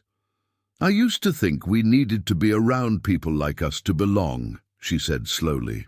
"But what does like us even mean anymore? The people who were supposedly like us in Willow Creek left us to freeze. The people who were supposedly different saved us and taught us to survive." Rebecca, 10 years old but observant beyond her age, added her perspective. "Besides, Akecheta and his parents are more like family now than anyone in Willow Creek ever was, except maybe the schoolteacher who left last year." This spontaneous redefinition of family beyond blood relations and racial boundaries touched Margaret deeply. The winter's shared experiences had created bonds her children now valued above conventional community ties. Wichapi, who had remained silent throughout the exchange, finally spoke as she served the evening meal. "Children see the truth. Adults sometimes forget," she observed quietly. "Bonds formed in survival stronger than those formed in comfort." Late the following afternoon, Standing Bear returned, his expression revealing complex news before he spoke. The girls spotted him first, Clara calling out excitedly as his familiar figure appeared on the horizon. They gathered at the shelter's entrance, maintaining the discipline of not rushing out into open terrain, but barely containing their evident relief at his safe return. Once inside, Standing Bear confirmed Akecheta's assessment. The smoke, indeed, came from a significant Lakota encampment, primarily Miniconjou, with some Oglala families, moving north earlier than usual due to rumors of increased military patrols along their traditional spring routes. "Black Eagle leads them," he explained, accepting the warm tea Wichapi prepared. "As I hoped, he remembers my father with respect." "Did you tell him about us?" Elizabeth asked, unable to contain her curiosity. Standing Bear nodded, his expression suggesting the conversation had been complicated. "Truth serves better than deception in such matters. I explained how we found your family in a snowstorm, how knowledge has been exchanged through winter moons. And," Margaret prompted when he paused, "Black Eagle is considering," Standing Bear replied carefully. "Such an arrangement between white family and Lakota creates questions for tribal leaders balancing traditional ways with changing times." He sipped his tea before continuing. "He has invited us to bring you to their council tomorrow. They wish to see these white women who choose to learn Lakota ways rather than return to settlements. The invitation, essentially a summons to inspection and judgment, carried both opportunity and risk." Margaret understood immediately that their reception by this larger band would significantly influence their available options moving forward. "Is it safe?" she asked directly. "You would be under my protection as guests," Standing Bear replied, "and Black Eagle has given word of safe passage, but I cannot promise how all will receive you. Some young warriors question any cooperation with whites after broken treaties and encroachment on hunting grounds." Margaret weighed this honest assessment against their increasingly precarious position. Harrington and his quasi-military companion might return with reinforcements any day. Their small group lacked numbers for effective defense if confrontation arose. Alliance with Black Eagle's band offered potential protection and legitimacy that their isolated family unit couldn't provide alone. "We'll go," she decided, meeting the Standing Bear's gaze with determined clarity. "All of us together." The journey to the Lakota encampment the following morning required careful preparation. Margaret and her daughters wore clothing that represented their unique position, frontier dresses adapted with Lakota-influenced elements that Whichapi had helped them create during winter months. They were neither attempting to appear as native women nor presenting as conventional settlers, but rather acknowledging the cultural bridge they now occupied. Standing Bear insisted they travel as a family unit rather than separate groups, positioning himself at the front, with Margaret and Elizabeth immediately behind, Whichapi and the younger girls in the middle, and Akacheta bringing up the rear. This formation conveyed both protection and unity as they approached the sprawling camp that had appeared on the eastern horizon. The encampment proved larger than Margaret had anticipated, perhaps 40 teepees arranged in traditional circular pattern, with horses picketed nearby and the everyday activities of several hundred people creating a busy, self-contained community. Their approach drew immediate attention, activities pausing as adults noticed the unusual group walking deliberately toward the central council area. Standing Bear maintained dignified confidence as they entered the camp's outer perimeter, acknowledging greetings from those who recognized him, while continuing purposefully toward a large tipi decorated with symbols of tribal leadership. Children stared openly at the Mitchell girls, their curiosity unmasked by adult restraint. Dogs barked and circled their procession until called back by their owners. Outside, the council teepee stood several older men, including one whose bearing and ceremonial attire marked him as a significant leader. Black Eagle, Margaret surmised, correctly. His weathered face revealed little emotion as they approached, though his gaze moved assessingly over each member of their group. Standing Bear stopped at a respectful distance, speaking first in Lakota, a formal greeting Margaret had heard him practice that morning before switching to English for the benefit of her family. Black Eagle, I bring my family and our winter companions as invited for council, he said simply. The older chief nodded once, his English heavily accented but clear. We will speak inside. The women and children may rest at fire while men talk. Standing, Bear glanced at Margaret, a subtle communication passing between them before he responded. With respect, elder brother, the Mitchell woman should join our council. She leads her family as I lead mine. Her voice should be heard in matters concerning their future. This request, unconventional by both Lakota and white standards, created a momentary tension. Black Eagle studied Margaret with increased interest, seeming to reassess based on Standing Bear's unexpected advocacy. After a measured silence, he nodded again. Unusual times may require unusual councils. The mother may enter, others will wait. Margaret squeezed Elizabeth's hand reassuringly before following Standing Bear and Black Eagle into the council tipi, where several other men of evident status awaited. The interior, much larger than their winter shelter, allowed for a formal circle around a central fire. Margaret was directed to sit beside Standing Bear, the only woman among a dozen tribal leaders. What followed was unlike any negotiation Margaret had previously witnessed. Black Eagle began by asking Standing Bear to recount their winter arrangement, in full detail, interrupting occasionally for clarification, but otherwise listening with complete attention. Other council members remained silent during this initial narrative, though their expressions revealed varying reactions from skepticism to interest. When Standing Bear finished, Black Eagle turned to Margaret. Now we would hear the woman's words. Why does White Mother with 5 daughters choose Lakota shelter over returning to her own people?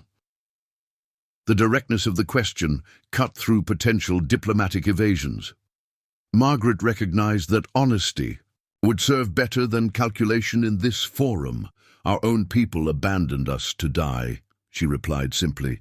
When my husband passed, our settlement decided 5 daughters and a widow required more resources than they wished to provide. They offered to separate our family, sending my older girls to work as servants, while my youngest and I became dependent on charity. She met Black Eagle's steady gaze. Standing Bear and his family offered something different, not charity, but partnership. They taught us to provide for ourselves in ways our own community never bothered to share. They respected us as capable, rather than treating us as burdens. One of the younger council members spoke in Lakota, his tone suggesting skepticism. Black Eagle responded briefly before translating for Margaret's benefit. He asks why we should believe a white woman would choose native ways when history shows your people believe their ways are superior in all things. Margaret considered her response carefully. I cannot speak for all white settlers, just as you cannot speak for all Lakota. But my family has learned that wisdom doesn't belong exclusively to any people. The methods Standing Bear and Wichapi taught us for finding food beneath snow, for making medicine from plants that white doctors ignore, for building shelter that breathes with the seasons rather than fighting against them. These represent knowledge my people have forgotten or never learned. Her answer appeared to resonate with several council members, who nodded slightly as Standing Bear provided occasional Lakota translation for concepts difficult to express in English. The questioning continued for nearly an hour, probing Margaret's intentions, her understanding of territorial disputes between settlers and native peoples, and her plans once full spring arrived. Throughout, she maintained honest directness, neither apologizing for her settler origins nor pretending to fully embrace Lakota identity. We stand between worlds now, she explained when asked where her family might ultimately settle. My daughters have learned to value both the education of books and schools I can provide, and the practical wisdom of living in harmony with this land that Standing Bear's family has shared. I seek a path that honors both. As the council session concluded, Black Eagle conferred briefly with his advisors before addressing Margaret and Standing Bear together. Your unusual arrangement creates questions among both my people and yours, he acknowledged. Some young warriors believe any cooperation with whites weakens our resistance against those who take our hunting grounds. Some of your settlements would view your daughters as requiring rescue rather than respecting your choices. He studied them both with the measured assessment of a leader accustomed to weighing complex factors. Yet Standing Bear's father was my friend in youth, and his son has earned respect among our people through honest dealings. The woman speaks with a straight tongue rather than forked words we often hear from white leaders. His decision, when delivered, offered neither complete acceptance or rejection. You may establish camp at the eastern edge of our circle until the full moon. This allows time for my people to observe your family, for your daughters to meet our children, for council to determine if a longer arrangement serves both interests. This probationary acceptance, provisional but genuine, represented more opportunity than Margaret had dared hope for. Standing Bear's slight nod indicated he considered it a favorable outcome given the circumstances. By sunset, they had established their winter tipi at the designated position on the encampment's perimeter, creating a physical manifestation of their status, connected to, but not fully integrated within the larger Lakota community. The Mitchell girls, initially uncertain amid so many strangers, gradually began interactions with curious Lakota children who approached their temporary home with a mixture of caution and interest. That evening, as her daughters finally slept, after a day of unprecedented experiences, Margaret sat with Standing Bear and Wichapi outside their teepee, watching the larger camp's nighttime activities gradually quiet as fires burned low. Black Eagle offers significant opportunity through this arrangement, Standing Bear observed quietly. His influence extends beyond his immediate band. If he ultimately accepts your family's presence, other Lakota leaders may reconsider rigid boundaries between our peoples. And if military authorities or settlers like Harrington return, Margaret asked, voicing the concern that remained despite their provisional acceptance. Black Eagle's band represents serious consideration for even military commanders, Standing Bear replied. Confrontation with an established group differs greatly from questioning an isolated family. Documentation exists at Fort Kearney acknowledging Black Eagle as a legitimate representative of Miniconjou interests. The practical protection offered by association with a recognized tribal leader provided immediate security. Yet Margaret recognized that their situation remained fundamentally liminal, existing in the uncertain threshold between established categories. We belong nowhere and everywhere, she mused, watching distant campfires flicker across the expansive circle of teepees, not fully settled, not fully Lakota. Perhaps such an in-between place becomes its own belonging, Wichapi suggested, her perspective as wife to a cultural intermediary offering unique insight. New paths formed where old paths meet. The philosophical possibility resonated with Margaret's emerging understanding of their situation. The winter's extraordinary circumstances had placed her family on a journey without a clear destination, one that challenged fundamental assumptions about identity, community, and belonging. 3 days into their probationary residence, an unexpected development accelerated their decision timeline. Ekacheta, maintaining his scouting responsibilities despite their changed location, reported riders approaching from the southwest, a group larger than Harrington's previous party, with distinctive military uniformity to their formation. 8 riders, he reported to Standing Bear and Margaret as they gathered quickly outside their teepee. 2 in full soldier dress, others in partial uniform. They follow our trail from winter camp. The approach of what appeared to be official military delegation rather than frontier militia created immediate implications for their situation. Standing Bear immediately sought audience with Black Eagle, returning shortly with both the chief and 2 respected warriors. Military approaches with questions, Black Eagle confirmed after hearing Akacheta's report. Better to meet them beyond camp boundaries than allow entry to our circle. He studied Margaret thoughtfully. This matter concerns your family directly. You should accompany our greeting party to speak your own truth.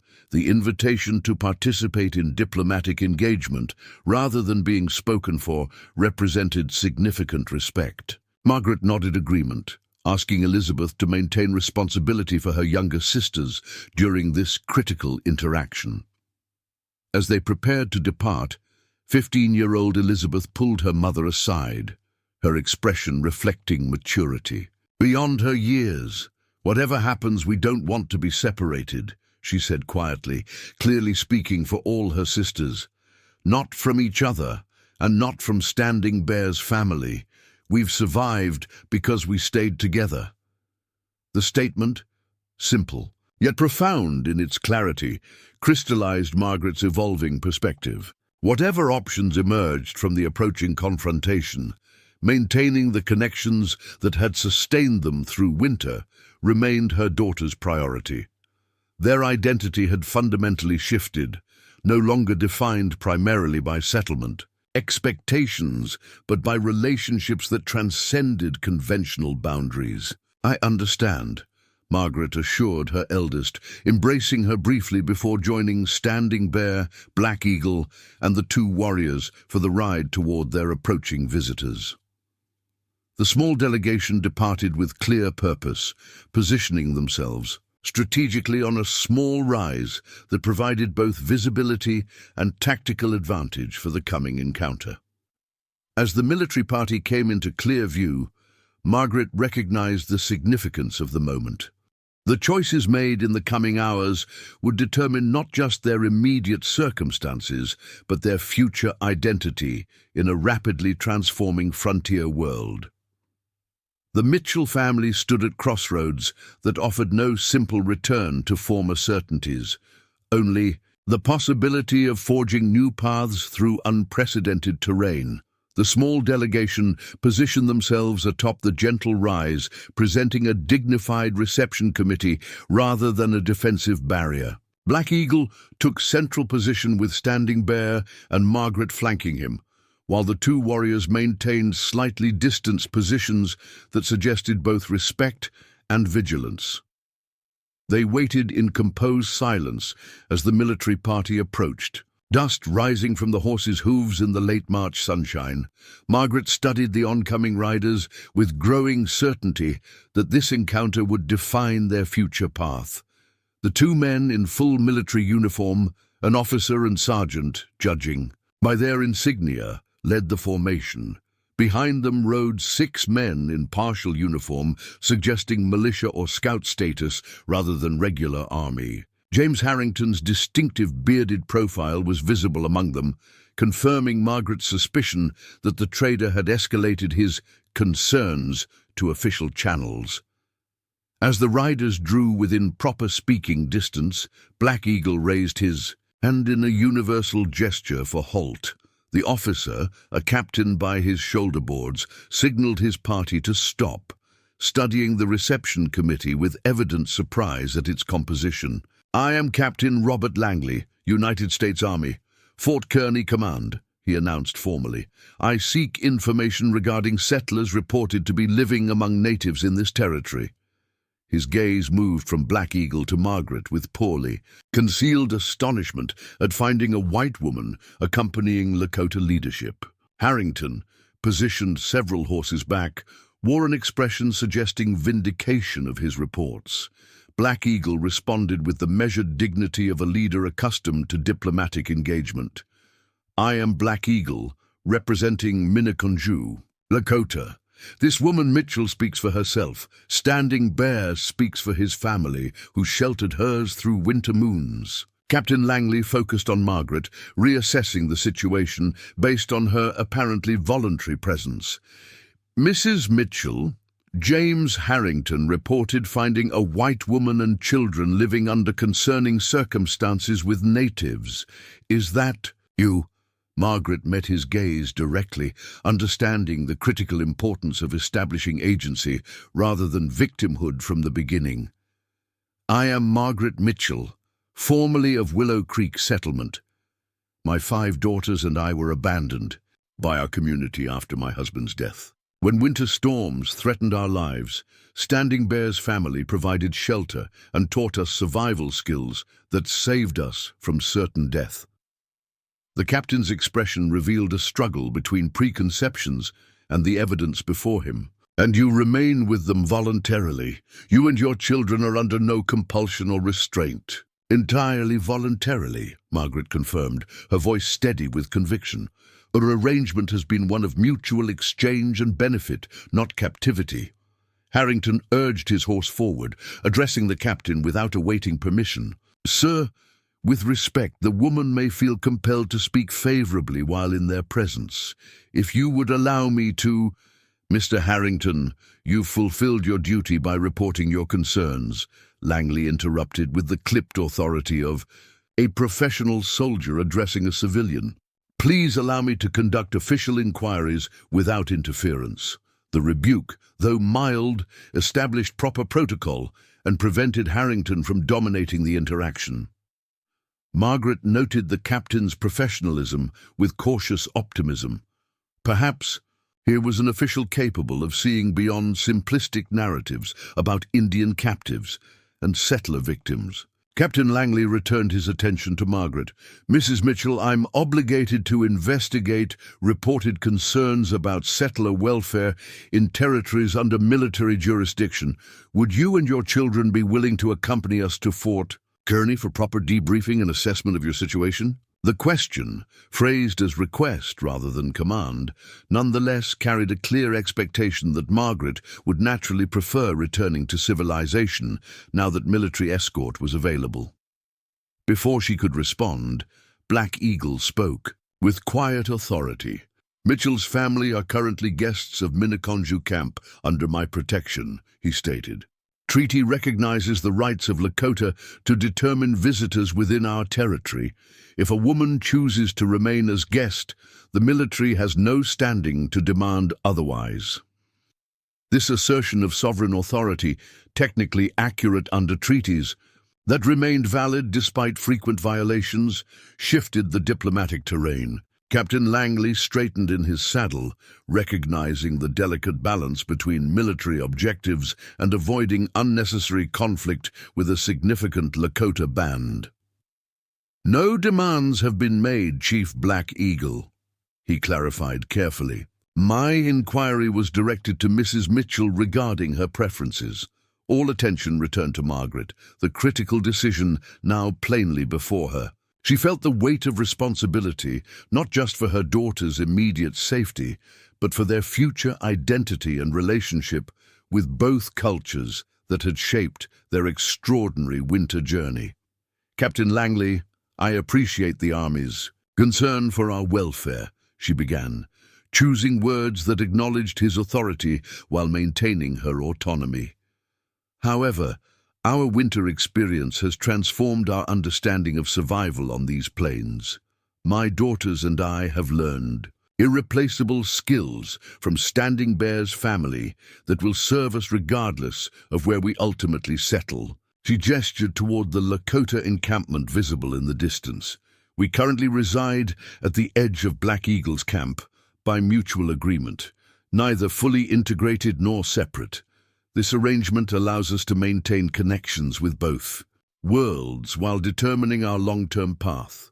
Captain Langley studied her with increased interest, his expression suggesting reassessment of the situation's complexity. "And what exactly do you envision as your long-term path, Mrs. Mitchell?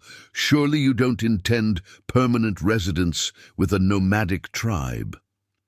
The question cut to the heart of their liminal status, the fundamental uncertainty about where a family that had crossed cultural boundaries might ultimately belong. Margaret had considered this question extensively during their winter isolation, but Black Eagle's provisional acceptance had opened possibilities previously unimagined.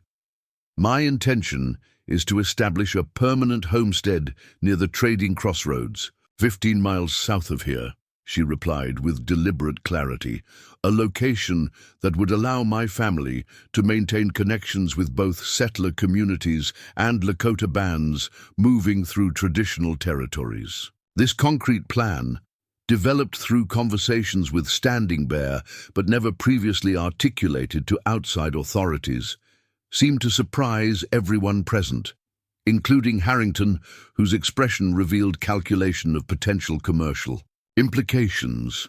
"A homestead requires filing proper claims with territorial authorities," Captain Langley observed, neither endorsing nor rejecting her proposal, "and construction beyond what a woman with 5 young daughters could reasonably manage." "Alone, I am aware of legal requirements," Margaret acknowledged. "As for construction, Standing Bear's family has agreed to assist in exchange for my establishing a small school that would serve both settler and native children seeking education that bridges cultural understanding." This vision, ambitious but practically grounded, represented the synthesis of their winter's transformation. Not retreat into either cultural extreme, but creation of something new at the intersection of worlds increasingly forced into contact across the frontier. Landscape. Black Eagle, who had remained silent during this exchange, now spoke with measured consideration. "Such an arrangement holds potential benefits for both peoples. Children learning both ways may avoid conflicts caused by ignorance."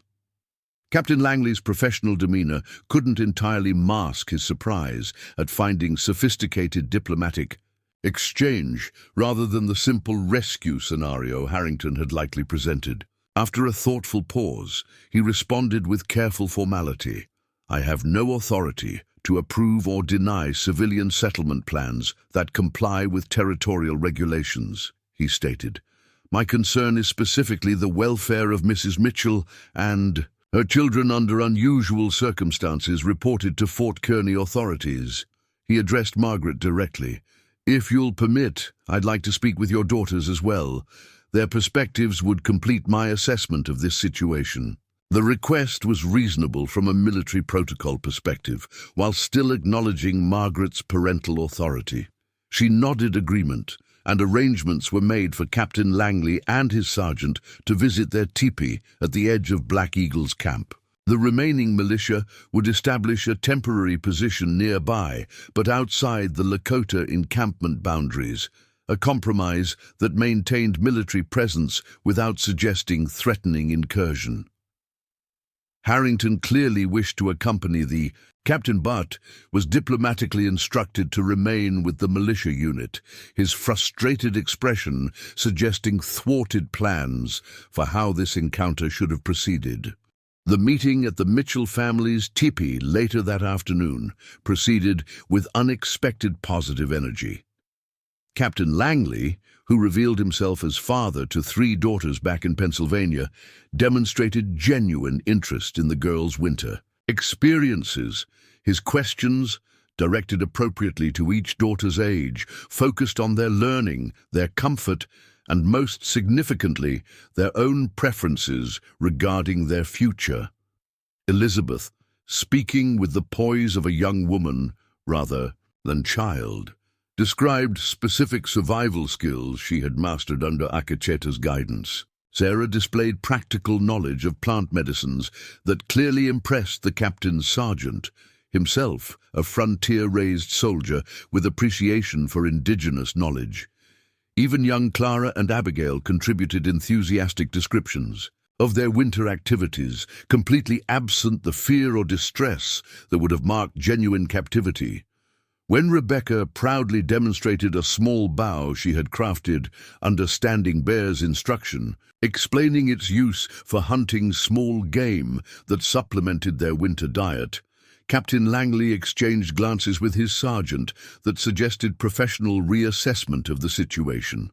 "You have remarkable daughters, Mrs. Mitchell," the captain observed as their interview concluded. "Their adaptability speaks well of both your parenting and the environment Standing Bear's family provided during extraordinary circumstances." His official assessment, delivered with military precision, provided crucial legitimacy to their unusual arrangement. "I find no evidence of coercion or distress that would justify military intervention in your current living situation. Your proposed homestead and educational establishment, while unconventional, appears consistent with territorial development objectives." Before departing, he offered practical assistance that reflected both professional responsibility and personal respect for their situation. "I'll register your preliminary homestead claim with Fort Kearny authorities upon our return. This provides 90 days to establish physical residence before formal filing becomes necessary." With unexpected consideration, he added, "I'll also inform Major Williams, the fort commander, of Standing Bear's significant assistance to a settler family." Such positive interactions between communities deserve official acknowledgement, particularly given recent tensions along other sections of the frontier. As Captain Langley and his sergeant rejoined their waiting party, Margaret realized their family had crossed a crucial threshold. Official military assessment had neither rejected their unconventional arrangement nor demanded immediate return to conventional settler society. Instead, it had acknowledged their agency in crafting a new path that respected both cultural traditions while creating something unique at their intersection. That evening, a council fire burned at the center of Black Eagle's camp, larger than usual to accommodate the expanded circle of participants. The Mitchell family sat between Standing Bear's family and selected tribal leaders, their position physically manifesting their bridging status within the community. Margaret noted several younger warriors whose initially suspicious expressions had softened after Captain Langley's respectful interactions demonstrated that not all military representatives approach native communities with hostility or contempt. Black Eagle opened the council with formal acknowledgement of recent developments. Today, we witnessed an unusual meeting between worlds often separated by mistrust, he observed, the firelight casting deep shadows across his weathered features. Military men came seeking white captives, found instead families sharing knowledge across boundaries others believe cannot be crossed. His gaze moved deliberately around the circle, including the Mitchell girls in his address, rather than speaking only to adults. Council has considered the Mitchell family at the edge of our camp. Standing Bear speaks of winter moons, where knowledge passed between lodges like water between cupped hands, not diminished by sharing but sustaining all who receive. The poetic phrasing translated beautifully even through language differences, capturing the essence of their extraordinary winter exchange. Margaret felt Elizabeth's hand slip into hers as the chief continued. Mitchell's mother speaks of building a permanent lodge near trading paths, establishing a place where children of both peoples might learn each other's wisdom. Black Eagle's expression remained solemn, though Margaret detected subtle approval in his tone. Such a vision requires courage from both sides of the divided river, requires those willing to build bridges rather than barriers. The council's decision, when delivered, offered more than Margaret had dared hope for.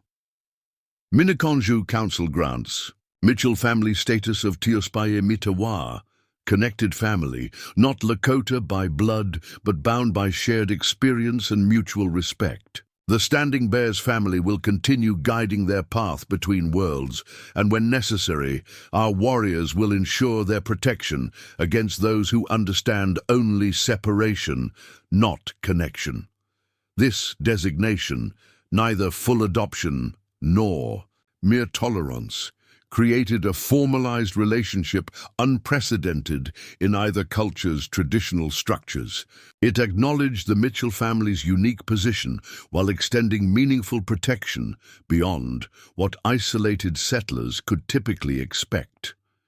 In practical terms, it meant Lakota riders would occasionally visit their homestead, ensuring their safety during vulnerable early establishment. It meant Margaret's proposed school would receive Black Eagle's endorsement, encouraging participation from Lakota families interested in preparing their children for changing frontier realities.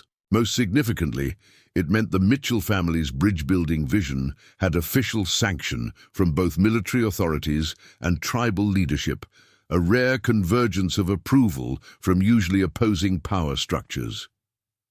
The following weeks brought their winter's transformation into tangible reality. With Captain Langley's preliminary claim registration providing legal foundation, Margaret selected a homestead location that balanced practical considerations with symbolic significance.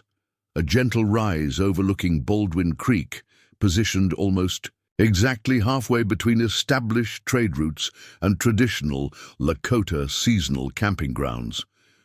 Standing Bear and Akacheta, assisted by several young men from Black Eagle's band, helped construct a sturdy central cabin of traditional frontier, designed but incorporating elements of Lakota. Practical wisdom, specialized ventilation systems that prevented smoke accumulation while minimizing heat loss, strategic positioning that utilized natural landscape features for weather protection, and interior storage arrangements that maximized preservation of gathered resources regardless of season.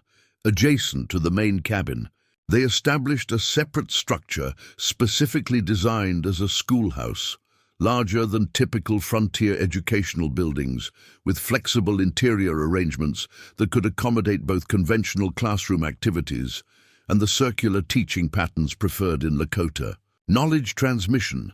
Margaret's vision extended beyond physical structures to establishing practical systems for sustainable living that incorporated lessons from both cultural traditions. Kitchen gardens followed conventional settler planting patterns, but included native plants Elizabeth had learned to cultivate under Wichapi's guidance. Food storage combined frontier preservation techniques with Lakota methods for maintaining nutritional value through winter months.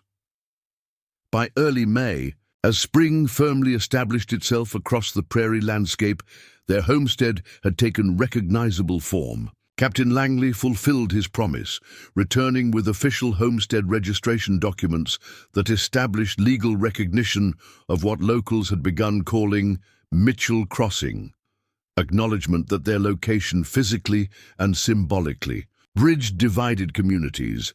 More meaningful than official paperwork was the gradual integration of their vision into surrounding communities' daily reality. Several settler families, initially curious about rumors of a widow teaching Indian ways, discovered practical value in Margaret's educational approach. Their children returned home with knowledge of edible native plants that supplemented limited garden harvests and weather prediction techniques that improved agricultural planning. Similarly, Lakota families passing through traditional territories found Margaret's school offered useful instruction in English language and mathematical concepts increasingly necessary for navigating changing economic systems while respecting rather than dismissing traditional knowledge. Young Clara proved particularly adept at creating educational games that helped children from both communities overcome initial language barriers through shared play. Standing Bear and Whichapi established their own permanent lodge nearby, rather than rejoining Black Eagle's band for summer migration, formally linking their family's future with the Mitchell homestead. Akecheta, now 17 and increasingly accomplished as cultural intermediary, assumed primary responsibility for security arrangements while continuing educational exchange with Elizabeth that had evolved into mutual teaching partnership. 1. Warm evening in late May, as fireflies began their summer dance across the prairie grasses surrounding their homestead, Margaret sat with Standing Bear on the cabin's covered porch. Their families mingled in the yard before them, Sarah and Whichapi harvesting early medicinal plants while explaining their properties to interested neighbor children, Rebecca and Clara playing a modified version of a Lakota game with visiting tribal children, Akecheta and Elizabeth deep in conversation about hunting strategies while mending equipment together. When a winter storm found your family struggling against death, Standing Bear observed quietly, who could have foreseen this new growth from frozen ground? Margaret smiled, watching 5-year-old Abigail solemnly instructing a mixture of settler and Lakota children in proper technique for identifying edible shoots. Knowledge that blended lessons from both cultures with childish enthusiasm that recognized no boundaries. Perhaps that's always the way of unexpected journeys, she replied. When established paths disappear under snow, new ones emerge that no one planned, but lead exactly where they're needed. Standing Bear nodded, his expression reflecting rare contentment. Two rivers meeting create stronger current together than either flowing alone. The metaphor captured perfectly what they had built together. Not erasure of distinct cultural currents, but deliberate confluence that created something more powerful through connection rather than separation. Their winter of survival necessity had transformed into a spring of purposeful bridge building, establishing a model for coexistence that challenged fundamental assumptions about identity and belonging on America's contested frontier. As darkness settled across the prairie and lamplight illuminated their shared homestead, Margaret recognized that their extraordinary journey had never truly been about mere physical survival. The harsh winter that should have claimed her family had instead revealed new possibilities for living with purpose that honored both her own heritage and the profound wisdom she had discovered in a culture previously unknown to her. They had created something precious at the intersection of worlds, a small haven where knowledge flowed freely across boundaries others considered impermeable, where children learned to value both book learning and practical wisdom, where cooperation replaced conflict as default interaction between communities typically defined by mutual suspicion. Mitchell Crossing, would never fully belong to either world from which its founders had come. Instead, it would stand as testament to the possibility of creating new paths through uncharted territory, paths that followed neither traditional, native ways nor conventional settler expectations, but forged a unique direction aligned with changing frontier realities. The winter that should have ended Margaret Mitchell's family story had instead transformed it into something unprecedented, a narrative of survival that expanded beyond physical continuation to embrace cultural regeneration through connection rather than isolation. Their experience offered no simple template for resolving the broader conflicts engulfing America's Western territories, but it demonstrated that even in history's most divided moments, individuals of courage and vision could create small sanctuaries, where different waters might mingle without losing their essential character. As Margaret Mitchell gathered her daughters for evening routine in their new home, she reflected that their greatest achievement had not been surviving winter's deadly embrace, but rather creating spring's new possibility, proving that boundaries existed primarily in minds unwilling to imagine alternatives, and that the most enduring settlements might be those that bridged divides rather than fortified them. Up next, you've got two more standout stories right on your screen. If this one hits the mark, you won't want to pass these up. Just click and check them out. And don't forget to subscribe and turn on the notification bell so you don't miss any upload from us.